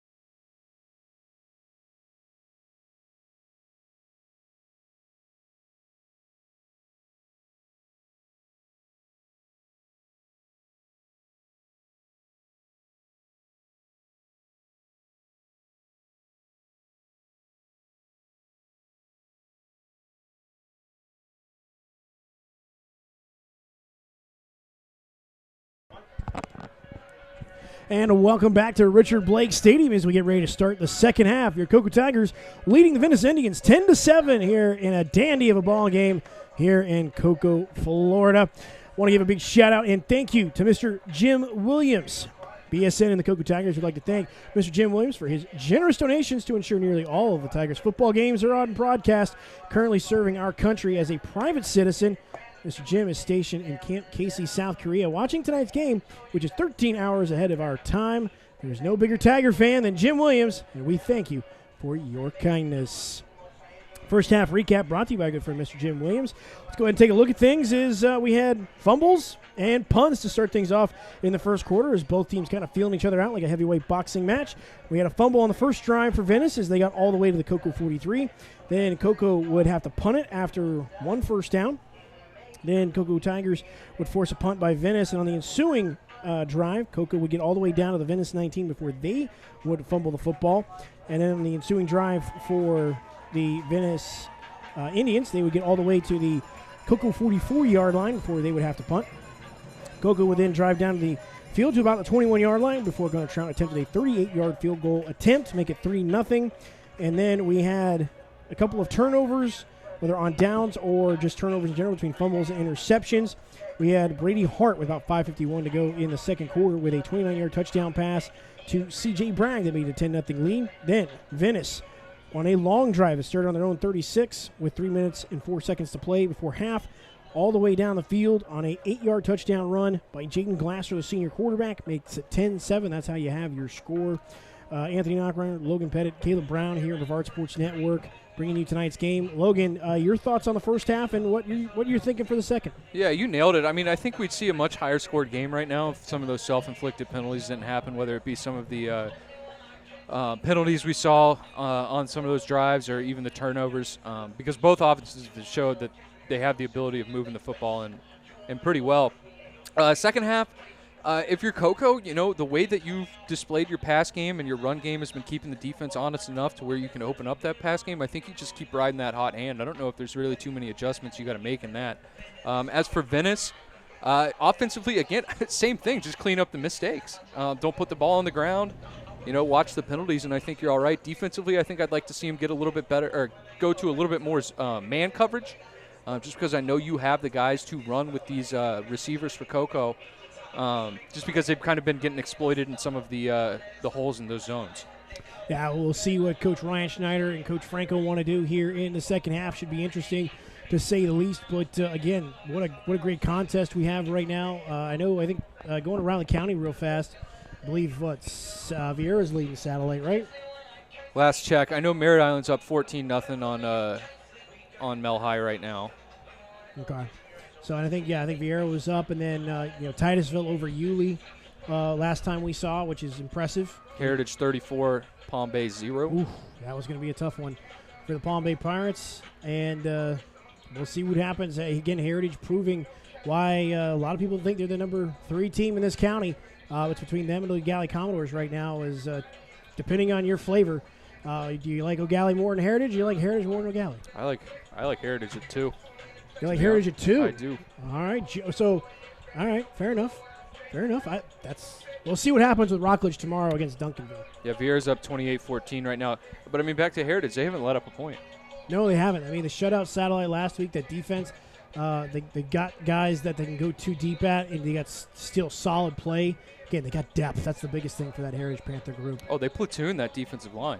They've got 2 fully functional starting defensive lines as well as linebackers. I mean, they're deep, and that's a luxury in high school football. You have so many players going both ways, but when you can have a full offense and a full defense, I mean, they have one player that goes both ways, and that's Benson. Other than that, and then they're deep. Like I said, they got 6 guys on the defensive line. They've got 4 or 5 linebackers that they can run with. I mean, they are a deep group, man. Heritage is. It's a shame we don't get Heritage and Cocoa or Heritage and Rockledge this year. Yeah, those would be fun games to watch. I think Heritage can definitely hold up with Cocoa. So I'm sorry. Go ahead, Logan. I'd like to see more out of Rockledge, but I think that would definitely be a war between Heritage and Rockledge. I think Heritage has the capability of beating a team like Rockledge. So right now, getting into this one here, 10-7, Cocoa leading Venice. Again, thanks for everyone tuning in and updating us as well on scores. As we get ready for the second half kickoff, as the Cocoa Tigers won the toss, they deferred to the second half. And so they will get the ball here to start. And they'll try and tack on to their lead as wind's starting to pick up a little bit. It's actually kind of nice. Feels nice. Yeah. You get kind of a wind tunnel coming in now. It feels great because it is stuffy up in this box. I can only imagine, and I was going to say, I can only imagine how it feels on that field right now for those guys. I mean, really, that wind's got to be nice, but it doesn't feel like it's 82 degrees. I know that's what the temperature says right now, but well, with doesn't that, feel it. With that humidity, I mean, it's like 182 degrees. MCC up 21-0 on Space Coast. Okay. Kind of expected. Yeah. Back deep is Nicholas Teeter for the Cocoa Tigers. Done some nice things this evening.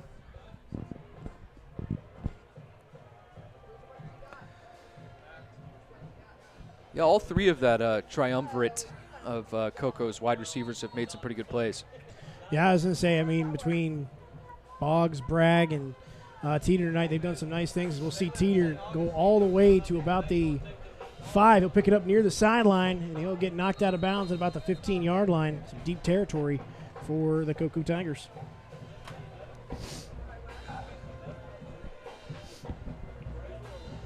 Yeah, that wind really starting to pick up down there, Knock. It makes you wonder if it continues like that, is that going to affect some of this passing game? Because that's where we've seen Cocoa really have their most success. It'll be interesting to see what Coach Schneider and Coach Franco decide to draw up here on this first drive. Again, as you talked about, Logan, Bragg really able to find some soft spots in that last drive. We'll see an empty formation here on 1st down and 10 from the Cocoa 15-yard line. Brady Hart, quick throw out to Lane, the sophomore tailback, as he was in the slot. And Lane may get a couple of yards before he's knocked back, about 3 yards. The Trison Lane, the ball carried. Tackle by number 28. Got to give that offensive line for Cocoa a lot of credit. Again, that first half, Hart really wasn't pressured all that much. And this is a big defensive line that Venice has. Yeah, big and strong and fast. And, Cocoa likes to run a lot of that quick game, but even in that drop back passing, I mean, he's been untouched. Hart throws quickly again out to Boggs on the far sideline, able to make one man miss, turns it upfield, gets a first down at about the 27-yard line. Knock, that's a very, very challenging pass to make, that outside breaking route like that. You see some college quarterbacks that can't even make that throw, and he put that low and outside away from where the 5-star Charles Lester can get it. Good route ran by Boggs and a good throw by Hart. Absolutely. Brady Hart now again, empty formation, 1st down and 10 for the Tigers. And it looks like Hart's going to keep it himself, showing the athleticism. Gets across the 45 to about the 47-yard line. Hey, not known to do that. Looks like he's got some athleticism and a little wiggle to him, Knock. And I don't think Venice was expecting a quarterback draw from Brady Hart tonight, but here we are. Picks up about 20 yards. Yeah, 20 on the dot as Brady Hart calls his own number. Venice definitely was not expecting that. The 1st down and 10 for the Tiger offense. And, again, this is a solid start here for the offense against this challenging Venice defense. Trips to the bottom of your screen. Bryant Teeter, now Lane in motion. Boggs and Bragg to the top of your screen. Hart quickly throws over the middle of the field, and that one dangerous as he was looking for Boggs. Lester is shadowing. Yeah, Boggs had leverage on Lester if Hart puts that down and in front of him. That's several times tonight we've seen him, especially on that post route, that quick post, where he's putting it either high or behind the receiver. He's got to lead him a little bit more and take a little bit off of that ball. 2nd down and 10 now for the Cocoa Tigers with 10:32 to go here on the Parish Healthcare Network scoreboard. Here in the 3rd quarter. Brady Hart again all alone in the backfield. Hart looks over the middle of the field again to Javion Boggs. Boggs able to slip Lester. Boggs all the way for a Tiger touchdown. Wow, and that's the same play they just ran. Same exact play they just ran. Hart makes up for the bad throw on the last one, puts it right into his numbers, right where he needs it. And they went to a cover 3 look there. That's why you saw Lester backpedaling like that. It wasn't really a man look that they were going for, so they had one high safety, and a quick post like that can be absolutely killer. Again, big play by Boggs there. And again, Brady Hart, what a difference in a week that Hart has made. Again, some great passes here tonight. And that one, a 53-yard touchdown pass and catch. And that's the drive. That's exactly the start you want if you're Schneider and these Cocoa Tigers. You want to march down the field like that, big play in the passing game, and increase your lead. Snap, hold is good. Kick is on the way, and it is good. The Cocoa Tigers extend their lead 17-7 here in the third quarter.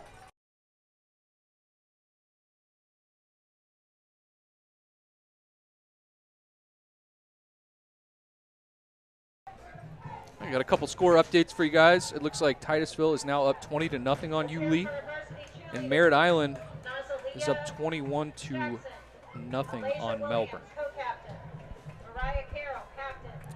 So it looks like another week where, unfortunately, the Melbourne offense struggling. Yeah, I'd be interested to hear what happened there. I know Panucci's got to be frustrated. He always wants to leave goose eggs on there for the opposing team. So there's a little bit of a rivalry there, too, between Merritt Island and Melbourne. Oh, it goes way back. I mean, Knock, you remember going to Merritt Island, and they're always big, and they always got, I kind of equate them to Boston College. They always got that big middle linebacker that doesn't have a neck. Right. You know what I mean? He's just going to come in and thump you. Back when I played, it was the Bocce boys. I don't know about when you played, but they always had one. I think Murray was a wide receiver or was the quarterback. I can't remember off the top of my head. Well, At least it was a Murray. I don't know if it was Tyler Murray. Might have been. Well, I tell you, Tyler Murray puts together a heck of an offense. Yeah, he does. Gunnar Trout will go ahead and put this one in the air. Lester will return it from his own 10. He's able to break free, but almost as O'Keefe's battle brings him down, but good field position for the Venice Indians. If I could make one suggestion, I would maybe stop kicking it to one. I know he's the only player that got back deep, but it seems like every time he gets the ball in his hands, you're getting pretty good field position for Venice. So, heck of an athlete, though. No, absolutely. Ball sit first down and 10 on the 45-yard line. Jadyn Glasser with a touchdown run earlier today. Trips to the top of the formation. Be Wilder who gets the carry for a couple of yards, takes it to about the 48-yard line. And that's that power play they like, and they run that Q train off of it, and that's been their most successful play. So I'd imagine you see that pretty soon with Glasser keeping the ball in his hands. Second down and about 6 here for Venice, as Wilder's going to lose a lot of yardage as he's knocked back to the 40. Davion Hawkins Ingram on the stop. That's a good-looking kid right there, Hawkins Ingram. He's big, he's filled in, and I would not want to be tackled by him. I got to say, I'm absolutely thrilled that we do not have to get tackled by either one of these defensive fronts. Yeah, no, I wouldn't want to be tackled by either one of these guys. Hilson bearing down on Glasser earlier in the game. Hawkins Ingram right there. Again, this Cocoa defensive line is just fantastic. 9:24 to go. Glasser in the shotgun. Drops back, looking to go deep, looking for Matulovic, and that one's too far out in front. Had a step on him, too. That pass rush was bearing down on him, caused him to flutter it. We haven't seen a lot of drop-back passing by Venice tonight, and I assume that's probably by design, not really what they want to do. We've seen a lot of RPO action, definitely a lot of running, but you can tell that Glasser can spin it, just had to rush that throw a little bit. 9:14 to go here on the Parish Healthcare Network scoreboard.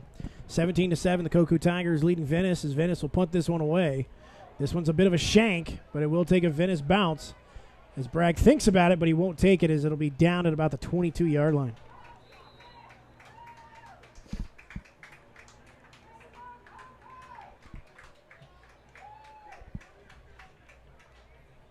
Cocoa Tigers made quick work as they went on a 5-play drive, a 53-yard touchdown pass from Brady Hart to C.J. Bragg.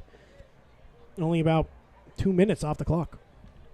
Yeah, and a good 3 and out by that defense there, too. And the Tigers have came alive here in the second half, and they come and punch one in here. Floodgates might open up, Knock. Yeah, I was about to say, I mean, this is a pretty critical drive here for this Venice defense, and they've been out on the field, too, a long time tonight as well. So, again, just this heat, we can feel it up here in the box. I can only imagine what they're feeling down there. As Hart, with the play action, steps up into the pocket, gets some pressure tonight, and that'll be almost picked off. That's pass interference. I can't believe they didn't call that. No call for pass interference, and Hart took Brady a Hart shot, took a too. shot too. Oh, now we're going to get it. We're going to get something. Yeah, that had to have been the right call. I mean, good Lord. Decleated him before the ball even got there. Yeah, no, absolutely. Good job by Hart to climb that ladder, feel the pressure, deliver the throw, and take the hit. That's a grown-up play. That's big by a sophomore quarterback. I mean, just stepping up in the pocket like that, keeping his eyes downfield, feeling the pressure without looking at it, and stepping up and delivering that throw with pressure coming down. I mean, he took a shot when he let go of that football. So we do get the penalty.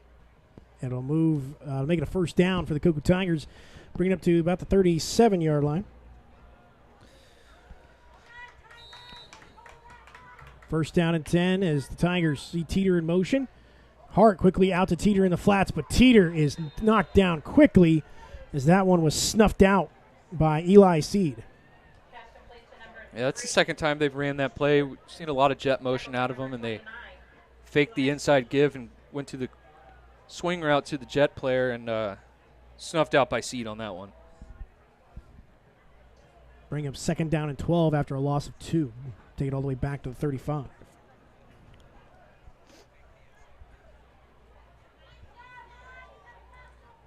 Hart in the shotgun, quickly throws it out to Boggs. Boggs turns upfield, able to make a guy miss.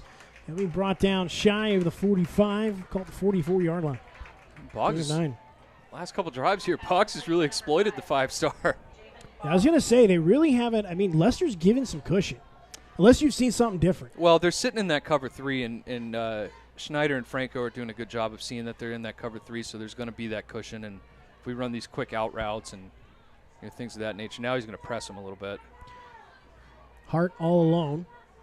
Looks like Venice wants to bring some pressure. Hart check into the sideline to Coach Schneider.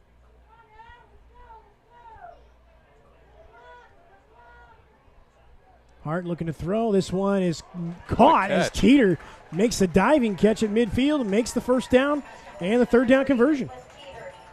Yeah, and Hart took a shot on that one, too. It looked like the defensive lineman took that big offensive lineman and put him in the lap of Hart and was still able to deliver a good enough throw to where his receiver could catch it, but heck of a catch by Teeter there as well. Not very big, Teeter, but he makes plays. He's a gamer. I mean, tonight so far, I mean, all three receivers, Boggs, Bragg, and Teeter, have made big plays tonight. First down and 10 from midfield for the Tigers. Hart quickly throws to DJ Bryant. Bryant will be down at about the 48-yard line. Gain of 2. Yeah, I think he caught that on his knees. He'll be down right where he caught it. And I was mistaken. They're not in a cover 3. They're actually running a cover 4 or quarters coverage where you're going to protect 4 deep. So they're really concerned about Cocoa pushing 4 verticals and getting those safeties involved in the run game. And that's why you're seeing kind of these quicker throws. You've got that built-in cushion already. You just kind of take advantage of that. That's tough for a defensive back to really recover on that. You can see you got 4 across the board here. Yeah, trips to the top of your screen. Bryant and Teeter, the receivers, towards the bottom of your screen. Bragg in the slot. Hart all alone. 6.5 to go here in the third quarter. Quick throw to Bragg on the hitch, and Bragg will get across the 45 to about the 43-yard line. And there's Bragg again, finding that spot in the zone, knowing, hey, I know what cover 4 looks like. I can go drop right here. Instead of he adjusts his route a little bit, gets into the hook curl and right in between where the 2 backers are and picks up another good play. Third down and about 4 here for the Cocoa Tigers. They need to get to the 40 for a first down.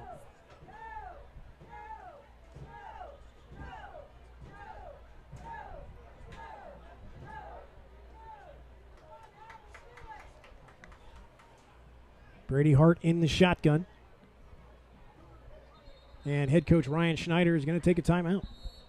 Yeah, I wasn't able to get the play and call in quick enough. They were trying to go hard count and didn't get them jumping and couldn't get the play in there. Want to thank our good friends over at the Cocoa Tigers Booster Club. They're always looking for new members, folks. Check them out on Facebook to see when the next meeting is. And you can also become a member by visiting the stand setup just inside the front gate by the fence near the Cocoa sideline. Also, folks, make sure you tune in to the BSN postgame show as we'll be at Walk-On breaking down all of tonight's action, this game, including many others.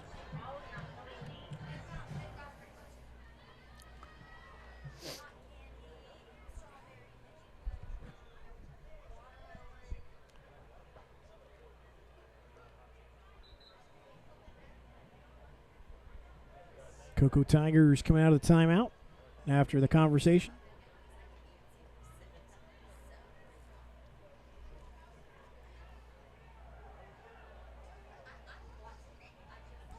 Brady Hart all alone. Quickly throws, and that one batted down by David Galloway. Yeah, they brought the pressure there, and Galloway on the blitz had the wherewithal to get his hands up in the air and knock that one down. I saw man coverage there, too. They switched out of the zone and came down into a press man look, and they were going to try and run some sort of stick concept, and it looked like it might have been covered up pretty well, so potentially fortunate for the Cocoa Tigers to get it batted down there. 17-7 remains your score. 5:32 to go here before the end of the third quarter. Again, a pivotal drive, as we talked about, for that Venice defense. They did not want to give up another score, as they do not want things to get away from them at this point. But right now, Cocoa with a comfortable 10-point lead. Yeah, they stopped the bleeding a little bit there. Good defensive stand. Now you just got to put something together on offense, but this is going to be a heck of a punt. Fantastic punt by Gunnar Trout as he pins Venice on their own 3-yard line. What a punt. Got a good Cocoa roll, and the Gunners down there just let it keep on rolling.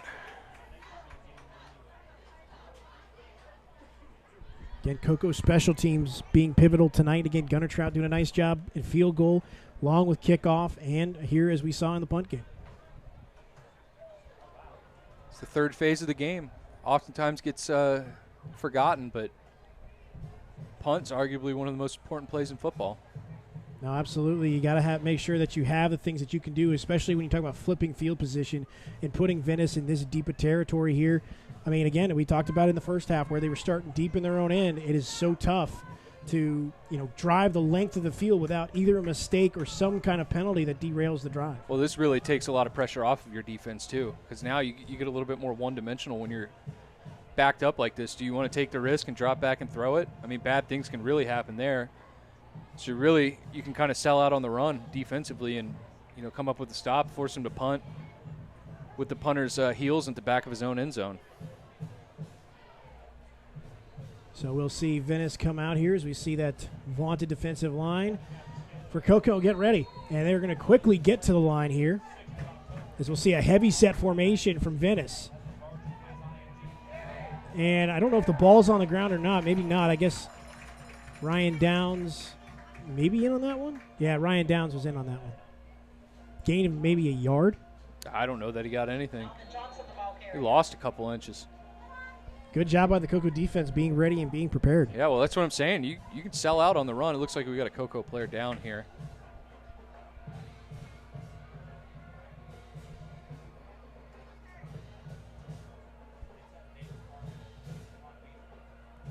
Some score updates for you guys. Looks like Titusville's up 27-7 on U-Lee. Merritt Island 27-0 on Melbourne.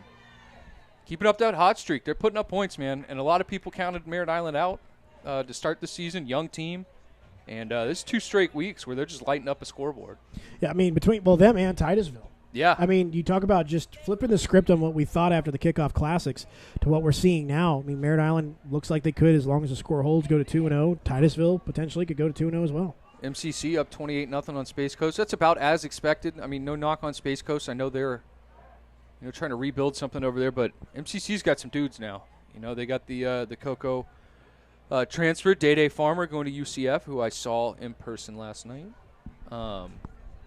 He's a heck of a ball player. They're lining him up all over the field. He's playing some safety, some corner. He's playing receiver. They're handing him the ball off in the backfield. I mean, he's kind of a do-it-all player for him. And when you get that type of player, you got to just find ways to get him the ball in space. I mean, you go into a game plan knowing he's going to touch the ball 20, 25 times. Easily. Yeah. Well, him and I believe it's Hayward, too, out of Rockledge. I think we got 2 guys that are going to UCF, or at least committed to UCF. McCormick as well at Rockledge. Oh, yeah, going McCormick. to UCF. So Gus Malzahn working his way over to the Space Coast. Hey, man. Space U, Space Coast. Makes sense. Boys will look good in Canaveral blue. So we resume action as we got under 5 minutes to play here in the third quarter. 17-7, the Cocoa Tigers leading the Venice Indians.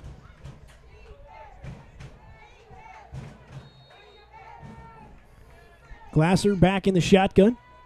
That's Wilder in the backfield with him. No, check that's Johnson. Glasser going deep, looking for C.J. Lewis, and that one will fall incomplete. Smith on coverage. Yeah, good coverage by Smith there.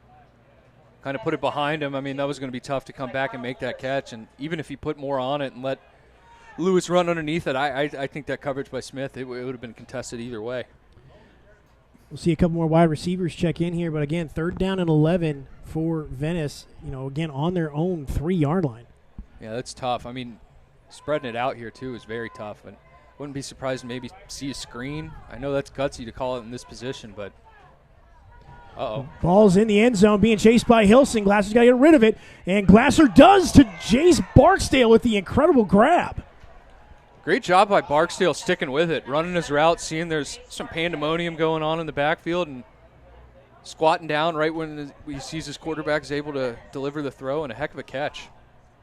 Venice will get back to the line quickly. It'll be a 24-yard gain for Venice as they get the first down. Glasser gets the ball out to C.J. Lewis, and that one is incomplete off the hands of Lewis. That's back-to-back poor snaps we've seen by Venice, too, and for a team that primarily operates out of the shotgun, I think you'd expect that be cleaned up a little bit. 4:31 to go here on the Parish Medical Health Care Network scoreboard. 17-7, your Cocoa Tigers leading the Venice Indians.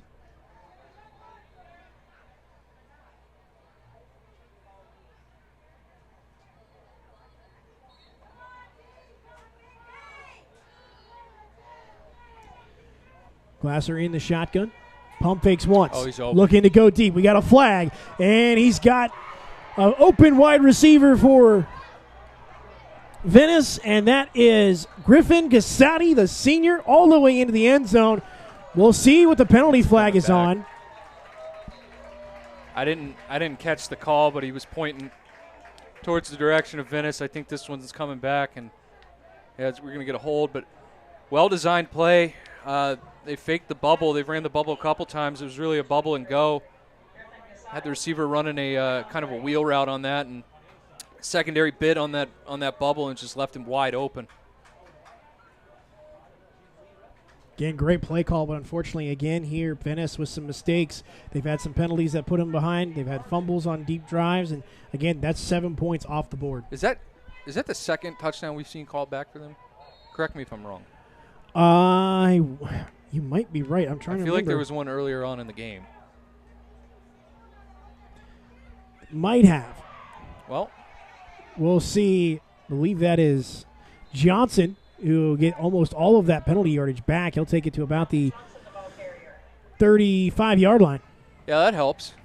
Have a back that's able to do that, and going to make this one 3rd and manageable now when you were looking at 2nd and very long.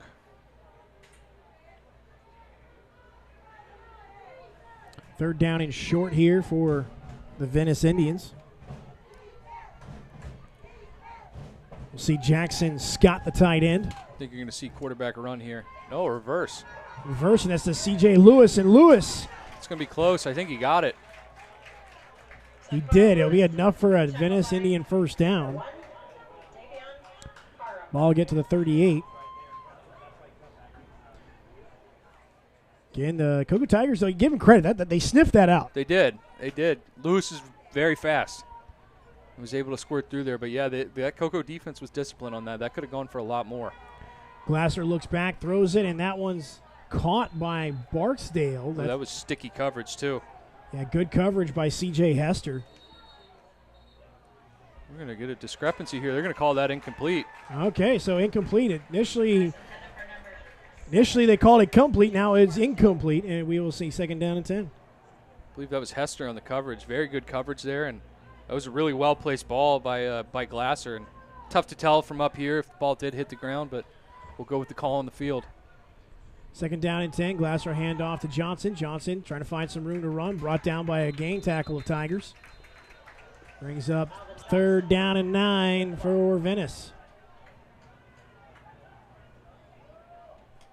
Yeah, looks like we got another Tiger down. He's going to be helped up by a fellow Tiger. We're under 3 minutes to play here on the Parish Healthcare Network scoreboard. 2:51 to go. 17-7, the Cocoa Tigers leading the Venice Indians here in a state powerhouse battle. Glasser quickly throws out to Barksdale. Barksdale makes one guy miss across the 50, across the 40. Flag flies late, and then we brought down inside the 45. Brought down about the 42-yard line. And I think they're going to get Ryan Matulvich on a hold on this one. That's several times we've seen big plays by Venice get called back.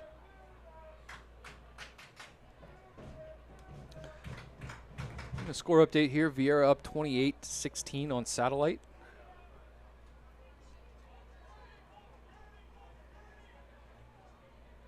It's still going to be good enough for the first down, but it's not going to be as much.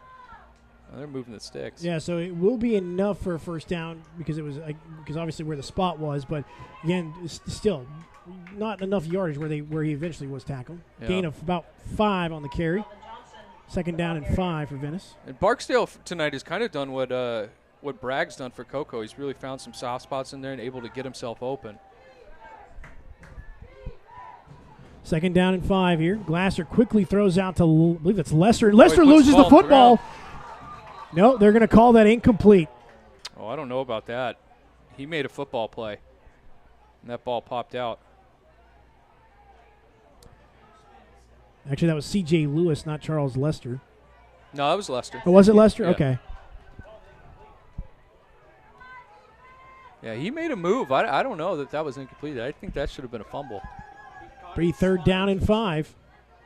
Glasser will keep it himself. He's got blockers in front, and he'll get just enough for the first down as he gets across the 40 to about the 39. Yeah, and that play right there, and Glasser's ability to run it specifically inside the tackles like that has been the difference for Venice on third down. He's picked up a number of third downs, just running that simple QB train. Well, and you and I were talking about this at halftime, Logan. That's been their most successful play. It has. Unfortunately, you can't run it every play, but they do a nice job setting it up with the regular just power play like they're going to run right here. Johnson able to get across the 35 to about the 33. And that puts you in a position. See, they're picking up 5-6 yards every time they run power. And when you have a counter built off that with the quarterback and you get yourself in a 4-3-2 to go position, that's an automatic go for that quarterback run game. Glasser in the shotgun. They'll hand off to Wilder once again. Wilder in this running game for Venice. Between both Johnson and Wilder, they've really been able to pick up just small chunks, but continue to pick up enough here as we get another first down. This one taken to about the 23. 3 yards in a cloud of dust. Although it's been like 6 yards in a cloud of dust. Right. First down and 10 from about the 24-yard line. Glasser, plenty of time. Now pressure coming from Ward. This one goes to Barksdale, and he makes the catch at about the 10. Man, Called to 9 or think, 11. You think Glasser's got some chemistry with Barksdale? Just a little bit. Yeah. I mean, it was Barksdale that keeps this drive alive. Yeah, I mean, and that, again, scramble drill, sees his quarterback's rolling out that way. He thinks to himself, well, shoot, I need to go that way. Pretty good throw by Glasser and a heck of a catch by Barksdale. First down and 10, or first down and goal for the Venice Indians. Ball to 10, and it'll be a gain of about 4 yards as he gets to the 6.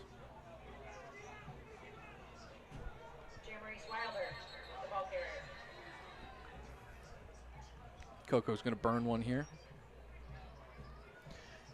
Cocoa Tigers take the timeout. Right now, your score 17-7 here in the third quarter. 23 ticks to go before the end of the third.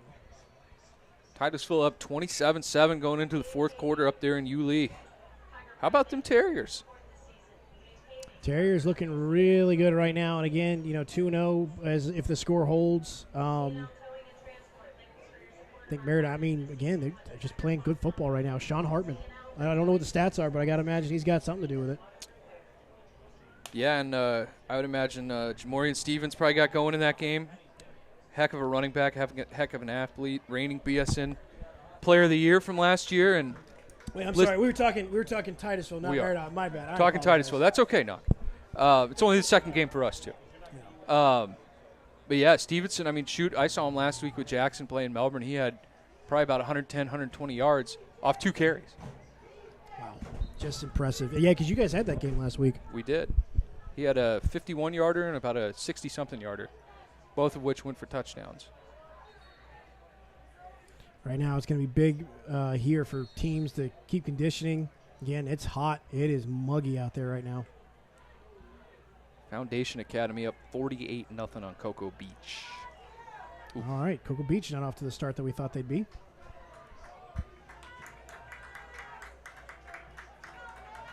Right now, Glasser in the shotgun, second down from about the 6-yard line. Glasser throws in the middle to Jace Barksdale, but that falls incomplete. Yeah, good sticky coverage there by the safety, Nathan Chason. That was a good play design. They ran a power action, but it was all play action. They were going to run a slant underneath that. And Coco was in cover 0. Everybody was locked up in man. Slant's a pretty tough route to defend when you're running man coverage, specifically an inside route. You don't have any linebacker help. And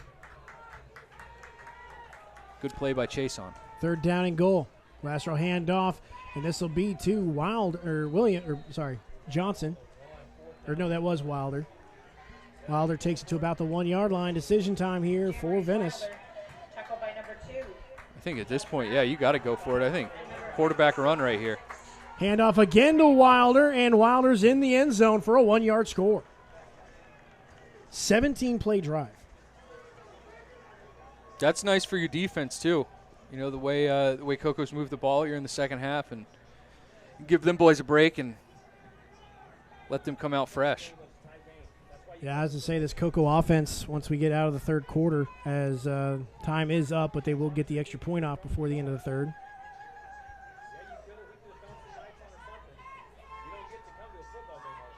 Snap is good, hold is good, kick is on the way, and it is good. Cocoa Tigers lead 17-14 over the Venice Indians.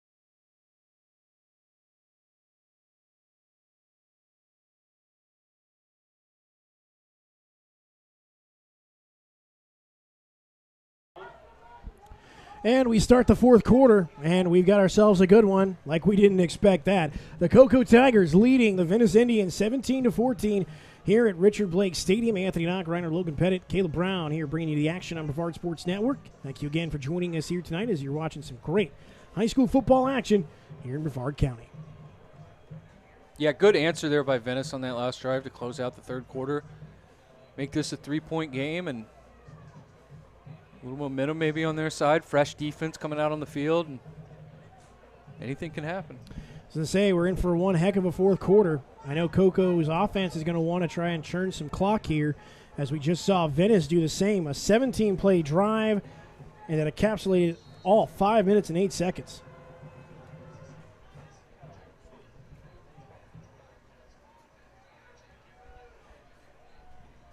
Be returnable here for Coco. Go up the far sideline, tripped up at about the, let's call it the 20 to 25. Maybe he flew through the air for about 4 extra yards. Yeah. I'll mark him down to the 24, and that's where Coco will go to work.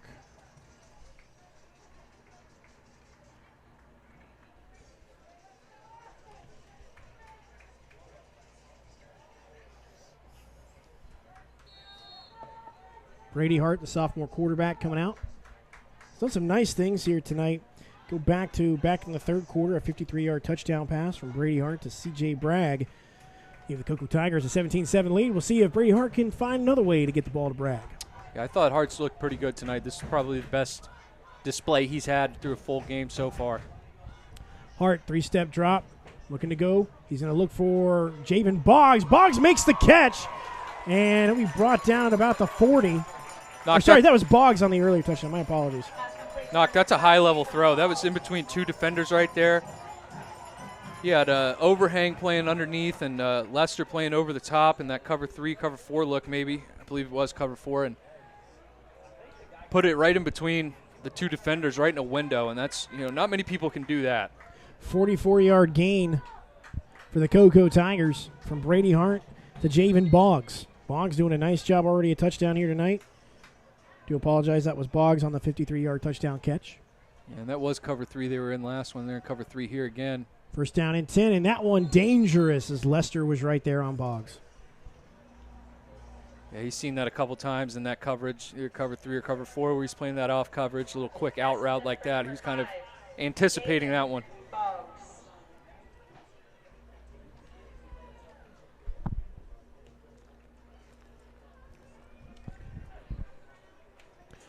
Brady Hart in the shotgun on second down and 10. Ball on the 40. He's at the 30 for a first down.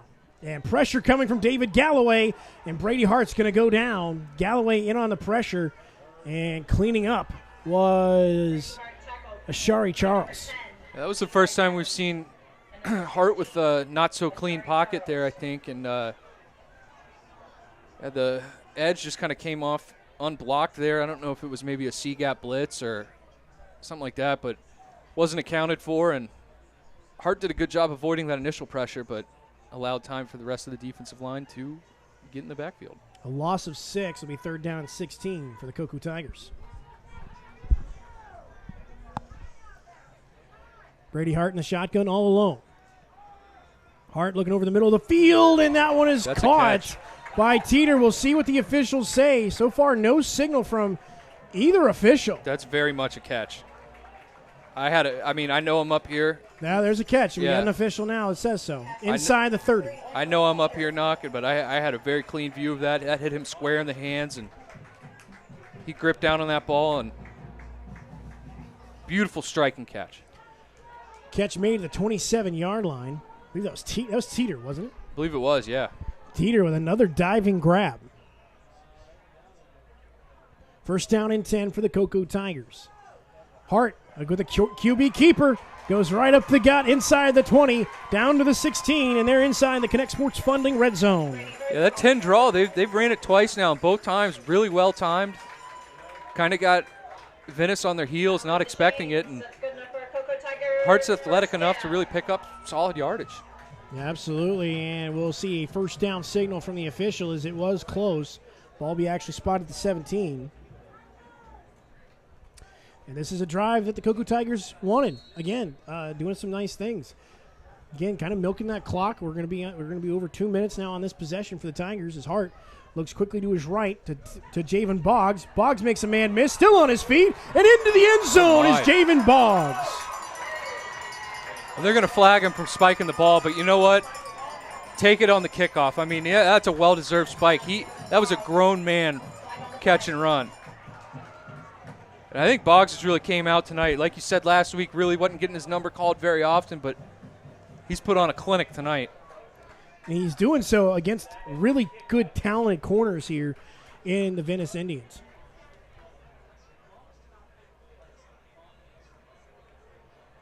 $17-yard touchdown pass from Hart to Boggs, the second time here in this half, the second time tonight.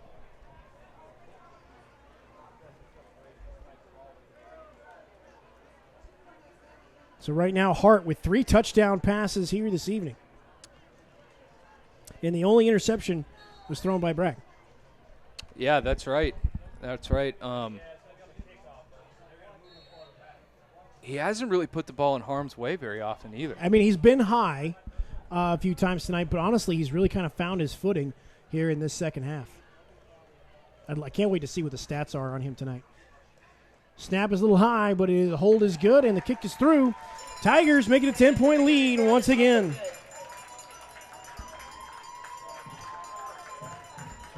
$9:49 to go on the Parish Health Network scoreboard. Cocoa Tigers leading the way. Want to say thank you to Timeout Plus. They're located in beautiful Cocoa Village. Timeout Plus is a clean, relaxing atmosphere that offers a diversity of food options with some great drink specials. The friendly staff is another plus.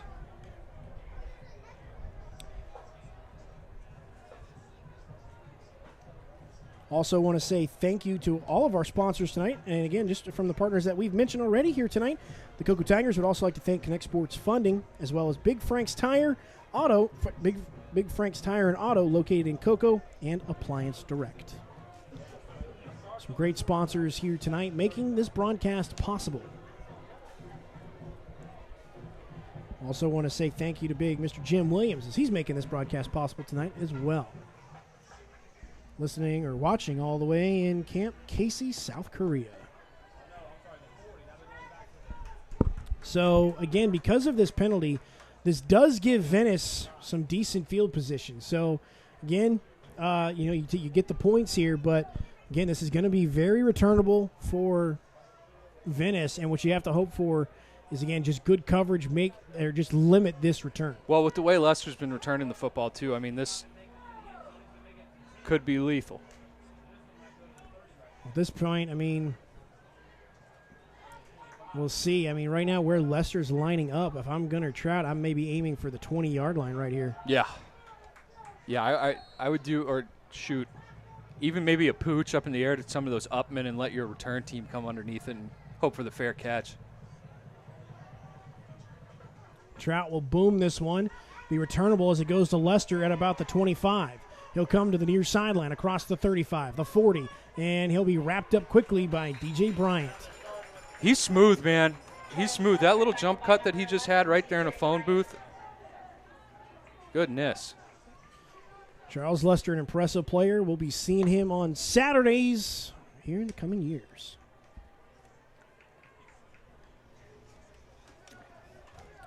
Big defensive drive here for the Cocoa Tigers. A big offensive one for Venice as they're trying to keep pace.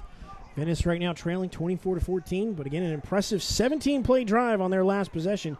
That was capped off by a Wilder 1-yard touchdown run. Trips to the bottom of your screen. Wilder will get the handoff again. This time snuffed out by a Robertson, as well as, I want to say that was Hawkins. It was a swarm of them. I don't know. Second down and 10 for Venice. Wilder the back with Glasser, and Glasser's in trouble. Able to escape some pressure, but not just enough, as it's Robertson as well as Javion Hilson in on the sack. Actually, check that. That was Tremaine Wells in on the sack. Javion Hilson and 56. Yeah, that defensive lines came alive the last two plays there. Third down and 15. Talk about a prime spot for the 4-star defensive end, Javion Hilson. Now he can pin his ears back here. Obvious passing down. Ball needs to get to the 45, and Hilson right there is the halfback screen was set up nicely and dropped. That could have been big trouble for the Cocoa Tigers. Hey, that was a well-designed screen there, too, and caught me slipping. That whole defensive line got upfield, and that's exactly what you want on a little slip screen like that to the running back. He holds on to that. He's off to the races. 8:39 to go here on the Parish Health Network scoreboard. 24-14. Cocoa leading Venice. Jadyn Glasser, Coach John Peacock. What are they going to decide to do? And it looks like they're going to punt it. The rush punt. I love this. I don't know the practicality behind it, but I love it. I was about to say, I'll be honest, we were talking about this. This reminds us of our good old coach, Dan Oswald. Yeah, that would be something he would throw in there. As Hilson almost blocks the punt. Isn't quite there. It'll take a Venice bounce Cocoa Tiger bounces. It'll go down to about the 33-yard line. That would have been blocked. Like I said earlier, got to be an airplane, not a helicopter. Can't go up and down. Got to lay out for that one. Real quick, was that an Oswald uniform? Oh, you know it was. Oh, I knew it was. You know it was. Oswald euphemisms. Old ball coach Dan Oswald out in Oregon.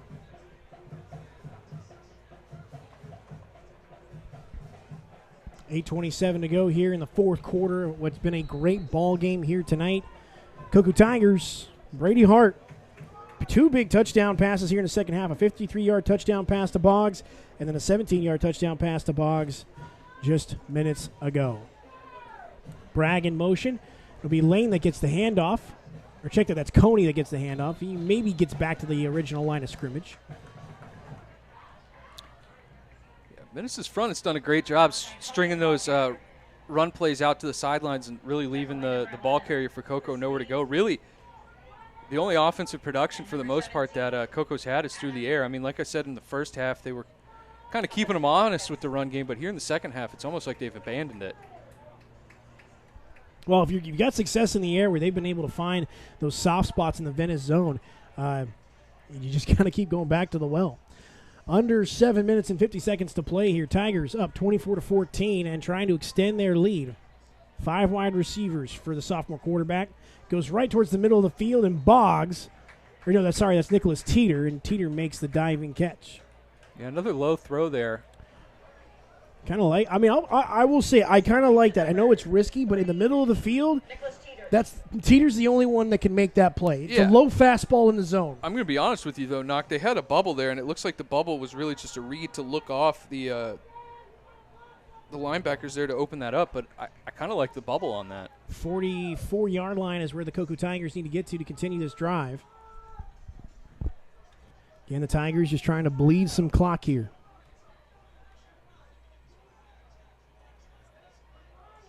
Hart all alone. Boggs to the bottom of your screen, and Brady Hart almost loses the football, and he'll be sacked. And that was the outside linebacker for the Venice Indians, and that was, I believe, Eli Seed once again, or it was Carlos Dalton. I think that was Carlos Dalton, actually. It was 29. It was Seed. Was it Seed? Yeah, and that, we saw that earlier where they brought that C-gap blitz for him and wasn't accounted for. And on that one, I mean, he was rolling out that way, so kind of a really well drawn-up blitz by Coach Peacock over there at Venice. So after both offenses score on 2 consecutive possessions, the defenses have stood up in the last 2, and give credit to that Venice defense being able to get the ball back, or give a chance to give the ball back to their offense here once we see Gunnar Trout put this one away. But the clock continues to bleed. Under 6 minutes to play here on the Parish Health Network scoreboard, 24-14. The Tigers holding a 10-point lead. Knock Hart's still on the field. Well, I guess they were going to let it bleed and burn the timeout. Timeout, Tigers. I can't imagine they'd be going for it. Yeah, no, not with 4th down and 15. No, yeah, here comes Trout out on the field now.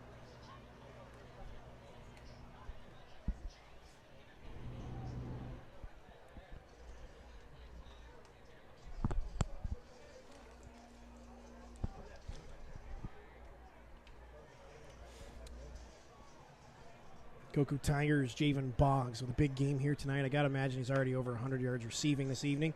53-yard touchdown pass, and I know he's got at least 5 or 6 more balls than that. So got to imagine Boggs already over 100 yards this evening. 2 touchdowns to boot. Holy Trinity up 28-20 on Bayside. Oh, a little closer game than I anticipated. Bayside bringing the offense tonight. Yeah, how about that? Coach Chris Eves getting something together. Nice stuff there from the Bayside Bears. Again, folks, check us out. As soon as we're done with our broadcast tonight, we will be heading right down the road to Walk-Ons in Vieira for the BSN postgame show. We'll wrap up everything that happened in Week 2 high school football here this evening, this game, and many more. Uh-oh. High punt for Trout. He's got to get it away, and what a job by the senior as he's able to do so. Lewis is going to catch it on the bounce, going back to his 25, across the 30, 35, 40, and he's got some wide open space at midfield. At the 40, across the 35, brought down at the Tiger 30-yard line. Heck of a return by Lewis there. And, when I was coaching at Bayside, Knock, he was at Tampa Jefferson. He was a freshman. And they had about 3 or 4 freshmen that were playing for him on varsity. And you could tell that kid was going to be a heck of an athlete then. Now he's over here at Venice, committed to Coach Prime over in Colorado, and you can see why. I mean, he's really got some speed to him. Yeah, absolutely. And right now the Cocoa defense with their backs against the wall, 5:34 to play here. I can't say if the Cocoa Tigers get one defensive stop here, that's enough. But, again, do not want to give up anything here as we'll see Glasser come out. Lester, the man in motion. Glasser pitched it out to Lester. Lester looking to maybe throw, but now he's going to keep it. No, he's going to throw it back to Glasser. Glasser's got nothing but green in front of him as Hilson will bring him down as he gets across the 25 to the 23. What an absurd or play. Guilford, I'm sorry. Maybe that was Guilford. No, that was Hilson. No, yeah, that was. What an absurd play. I think he was looking for maybe a deep route on the right side of the field, and Glasser just kind of posted up and said, hey, I'm over here. Dump it out to me, but we're going to get a hold. I was going to say, unfortunately, usually in that situation when the play goes that awry, there's usually a penalty flag.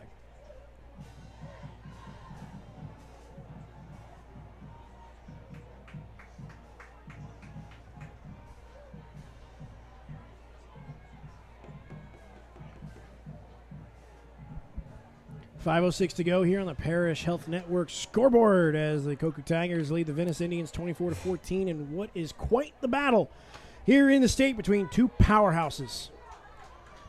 Venice last won a state championship in 2021. Cocoa Tigers defending state champs last year. Venice state runners-up last year. So after the penalty, it'll be first down and a mile. Glasser now facing pressure. Hilson chasing after him. Glasser looking to throw, and that one's almost picked off by the Tiger defense. That was Hester, the sophomore corner. Yeah, way to stay with it. He was looking to get the ball to Lester over there on the scramble drill, and great job on sitting on that. Lauren Ward down on the field right now. Looks like could be cramps maybe. Second down and a mile, though, for Venice Indians.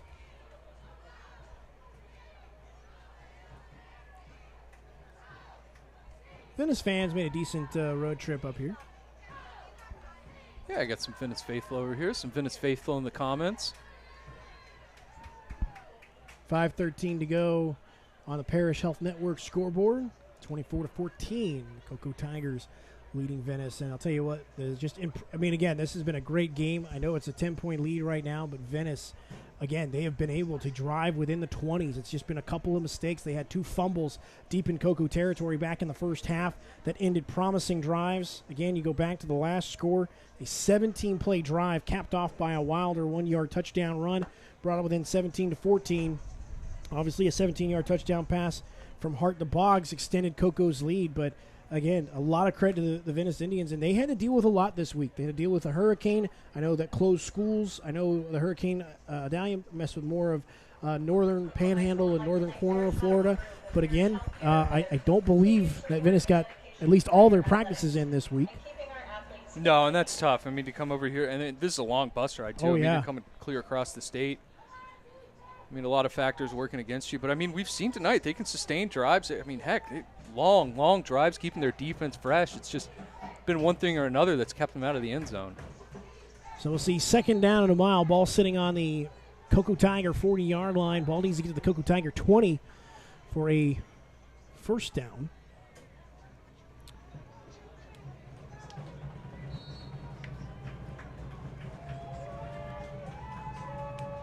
Johnson in the backfield with Glasser. Glasser quickly out to Barksdale. Or no, that's Ryan Matulovic. I'm sorry. Matulovic makes the catch, gets out of bounds, picks up most of that penalty yardage back. Number 4, Ryan Matulovic. Ball will be spotted about the 28-yard line. Gain of 12.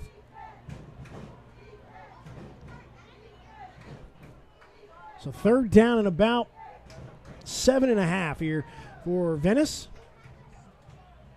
Clock is stopped at 5:06 here in the fourth. Glasser looking to throw. Pressure coming from Davion Hawkins Ingram. And Glasser's able to elude it. Still on his feet, looking to throw, going deep, and that's going to be for nobody. As I think the closest receiver down there was No, that was Barksdale. We do got flag. Yeah, flag in the secondary.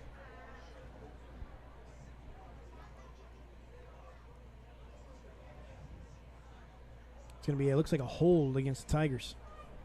Yeah, there was a lot going on there. Great job by Glasser to really keep it alive, and really did the only thing he could at that point, but keeping his eyes downfield, bouncing around in the backfield, trying to find something. I mean, I'm impressed by the Glasser kid. I mean, even if it's not throwing the ball, running the ball has been super impressive as well. So the penalty will move it up to the 18-yard line. It'll be a fresh set of downs for Venice after the Cocoa Tiger penalty. Lewis and Barksdale, the receivers at the bottom of your screen. Johnson will catch or get the handoff as second effort will get across the 20 to about across the 15 to about the 14-yard line. Tackle by number 15, Actually, it'll be at the 15. And speaking of number 15, Sanadrea Hawkins in on the stop.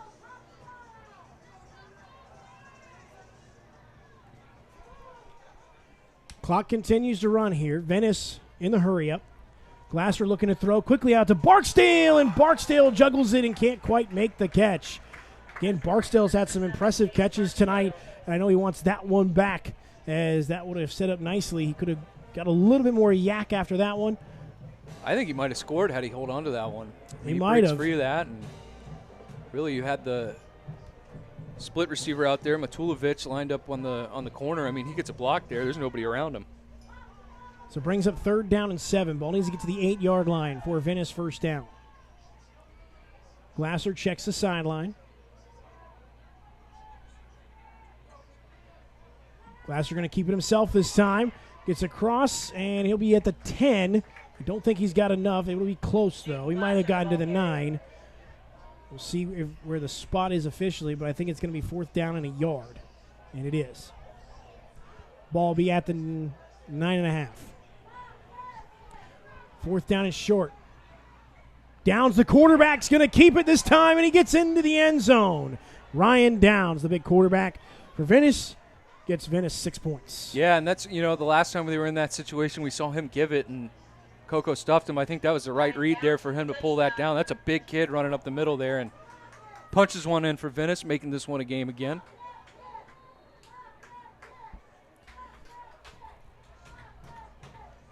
So we will see Josiah Arcadapane come out to attempt the extra point. Lefty. Snap is good, hold is good, kick is on the way, and it is good. And Cocoa Tigers now lead 24-21 over Venice.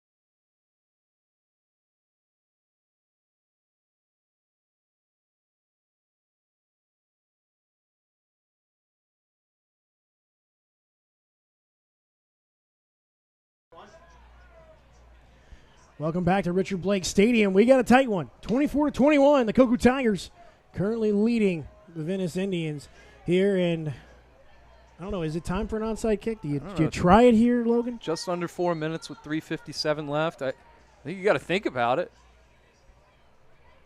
Coco's thinking about it. And we will see a deep kick here.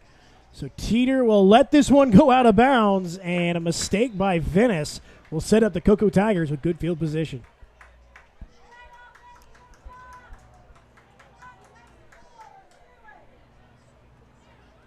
3 minutes, 57 seconds on the Parish Health Network scoreboard. Big time drive for the Cocoa Tigers. This is your 4-minute offense, and this is where you're trying to run out the clock and finish this game. Yeah, the problem is for Cocoa is they haven't had much of a run game in the first half, but specifically the second half. If you're going to run a 4-minute offense, you'd really like to be able to lean on that. I would imagine you see a lot more quick passes, some now screens, bubbles, things like that to keep that clock moving. Ball on the Cocoa Tiger 40-yard line. Trips to the top of your screen. They got the ball at the 40. I'm not sure. Is it the 35 or the 40? Should be the 35.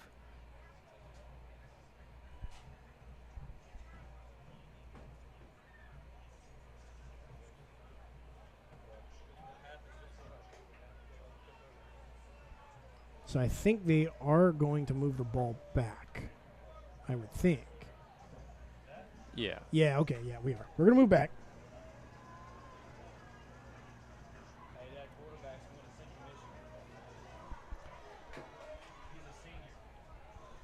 So we'll get everything squared away, restart. First down and 10 for the Tigers from the Cocoa 35-yard line. Hart going to keep it this time. Calls his number again, and he's knocked down. Good shot there by Chris Lee, the middle linebacker for Venice. And it'll be a gain of about 8. We'll call it 7.5 yards. Ball to about the 43-yard line. Clock continues to run here. 3 minutes and 34 seconds here in the fourth quarter. 24-21. The Tigers currently leading Venice. Boggs and Bragg, the receivers, to the bottom of your screen. Teeter, DJ Bryant, receivers at the top of your screen. I believe that is Lane in the inside slot. Hart looks quickly to Boggs on the hitch, and Boggs is going to get first down yardage and knocked down at midfield. Yeah, that's exactly what I was saying. You know, those quick hitches, now screens, things like that. You don't have much of a run game in this one. You want to get the ball out quick, keep it in bounds, and pick up, 2-3 yards at a time, 4 yards at a time. Yeah, absolutely. Here's clock continues to run.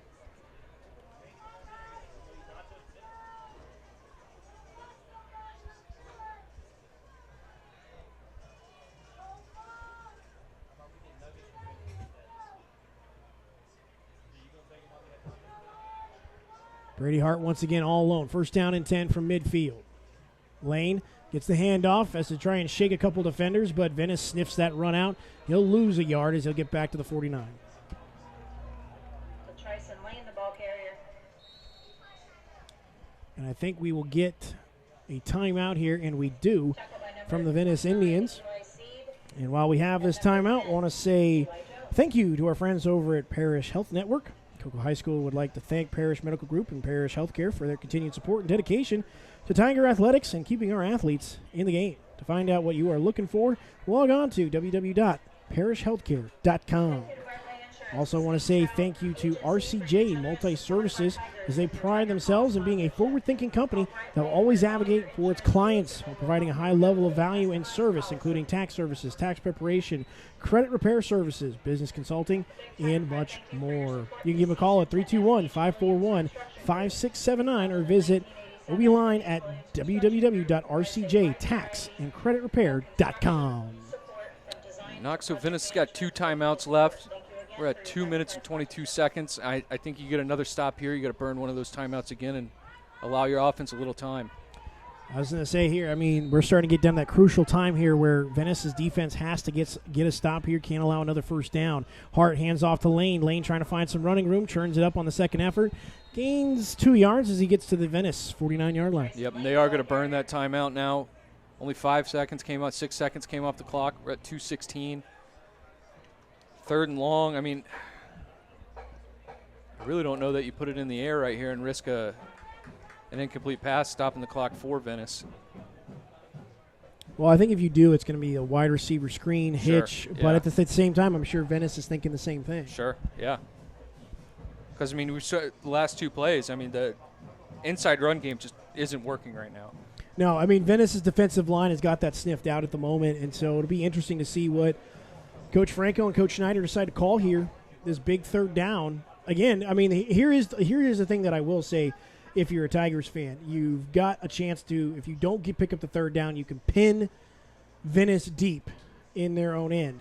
So you would have to force Venice to drive maybe 80, 90 yards the length of the field to try and, or maybe a little less than that to try and get in field goal range. But either way, the Tigers need to get to the Venice 40 for a first down. Lane in motion. Hart looking to throw. Looking for the screen to Boggs. Boggs got blockers in front. He's got nothing but green grass in front of him. And Javion Boggs will take it for the touchdown for the Cocoa Tigers. Yeah, and that was a well-timed screen, a well-blocked screen, and feed it to the hot hand. Javion Boggs for his 3rd touchdown of the night. And that's the right call. Like we said, now screen, something like that, maybe to pick up some yards. Venice was in 0 coverage. They were manned up. Looked like they were bringing a little bit of heat. And you threw that screen right into that pressure and let your athlete do the rest. Javion Boggs having a game here tonight, and he has been the guy. If I had to pick an offensive player of the game, it's Boggs. Hart's been playing very, very well, but got to give a ton of credit because Boggs has been making some moves here this evening. Yeah, I mean, I would agree with you. I mean, I think this was Hart's coming out party. We know what we had in Boggs, but I think Boggs just absolutely deserves player of the game, assuming the score holds here in the next 2 minutes, 5 seconds. So the score extended to 10, 31-21. The Cocoa Tigers lead the Venice Indians with 2 minutes and 5 seconds to play on the Parish Health Network scoreboard.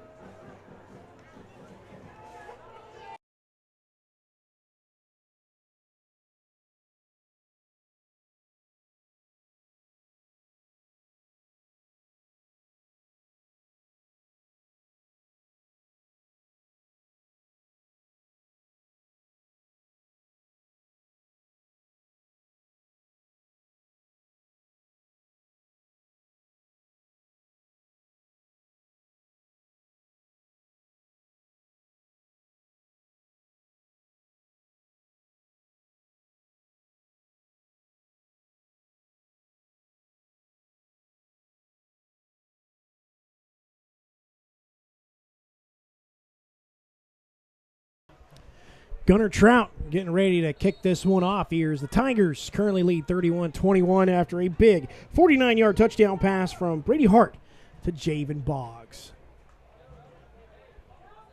Boggs getting attention from wide receiver U. Yep, that means the Ohio State Buckeyes. He's showing out tonight. Still only a junior, too. Coco's got him for a whole nother year. Talented football player. Trout will put boot to leather, a little squib kick here, and this one will be picked up by Barksdale. Barksdale now trying to make some moves, and pitches it out. I don't know what happened there. Ball knocked out. Cocoa recovers. Yeah, ball just squirted out right there, and Cocoa defender was Johnny on the spot on that one.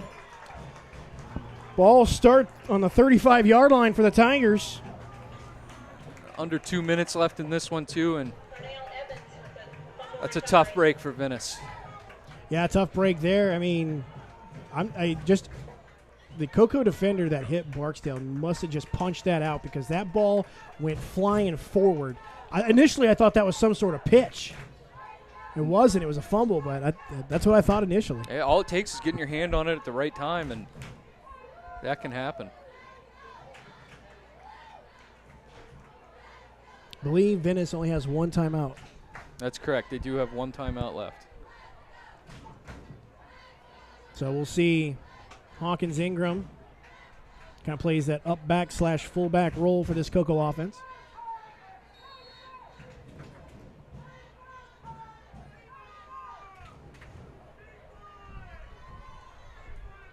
Two receivers at the bottom of your screen, Bragg and Boggs. Hand off to Lane. Lane makes one man miss, dives across the 30 down to about the 29.5-yard line.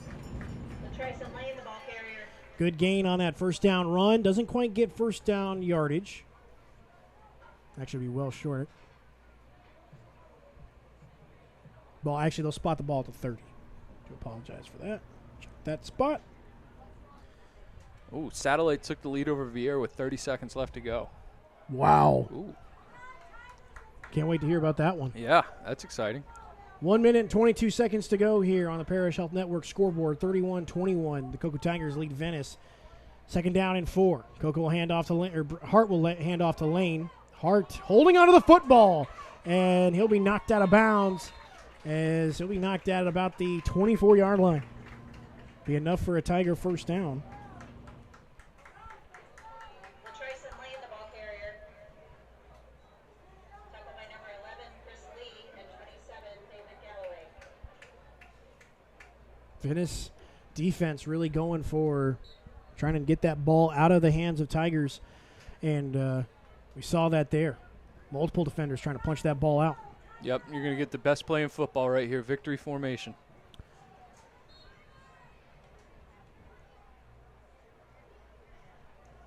.51 ticks to go here on the Parish Health Network scoreboard. And Brady Hart will take a knee. Imagine he'll take one more, and that'll do it for the Cocoa Tigers as they'll start the season 2-0. They get ready to take on St. Thomas Aquinas down in Fort Lauderdale next week. And I tell you what, that's two very tough opponents that they're coming away 2-0 on. I was about to say, I mean, we've been talking about Cocoa, potentially going back to back. it solidifies that. I mean, if you had concerns about the Tigers, I don't think you got any more concerns after this one. No, I mean, it's a different breed down there where they're going to play next week. St. Thomas Aquinas down there in Fort Lauderdale. But if they play the way they played tonight, it's, I mean, it wasn't a close game last year. I could see it being a close one this year. The Cocoa Tigers will win it 31-21 over the Venice Indians. Brady Hart with 4 touchdown passes tonight. You got Javion Boggs with 3 of them tonight as well. We're gonna pack up quickly, so not a very long post-game show. But Logan, give it to you. Final thoughts. Brady Hart came out tonight. We talked about it on the preseason show. When was it going to happen? Played 2 very tough opponents to start the season. Maybe wasn't his best showing last week against Orlando Jones, but came out and put on a clinic and found his go-to guy, I think, for the rest of the year in Javion Boggs. Absolutely a fantastic game here tonight by both teams. Again, Venice showed exactly why they are a state powerhouse. They got some great athletes, great players. I think they're going to be just fine. I know probably an 0-2 start is not how they envision to start the season, but 0-2 does not define the Venice Indians squad here, so we wish them safe travels back. Again, folks, check us out. We are heading to walk-ons for the BSN postgame show. For Caleb Brown, for Logan Pettit, I'm Anthony Knock. Reiner saying good night as the Cocoa Tigers defeat Venice 31-21.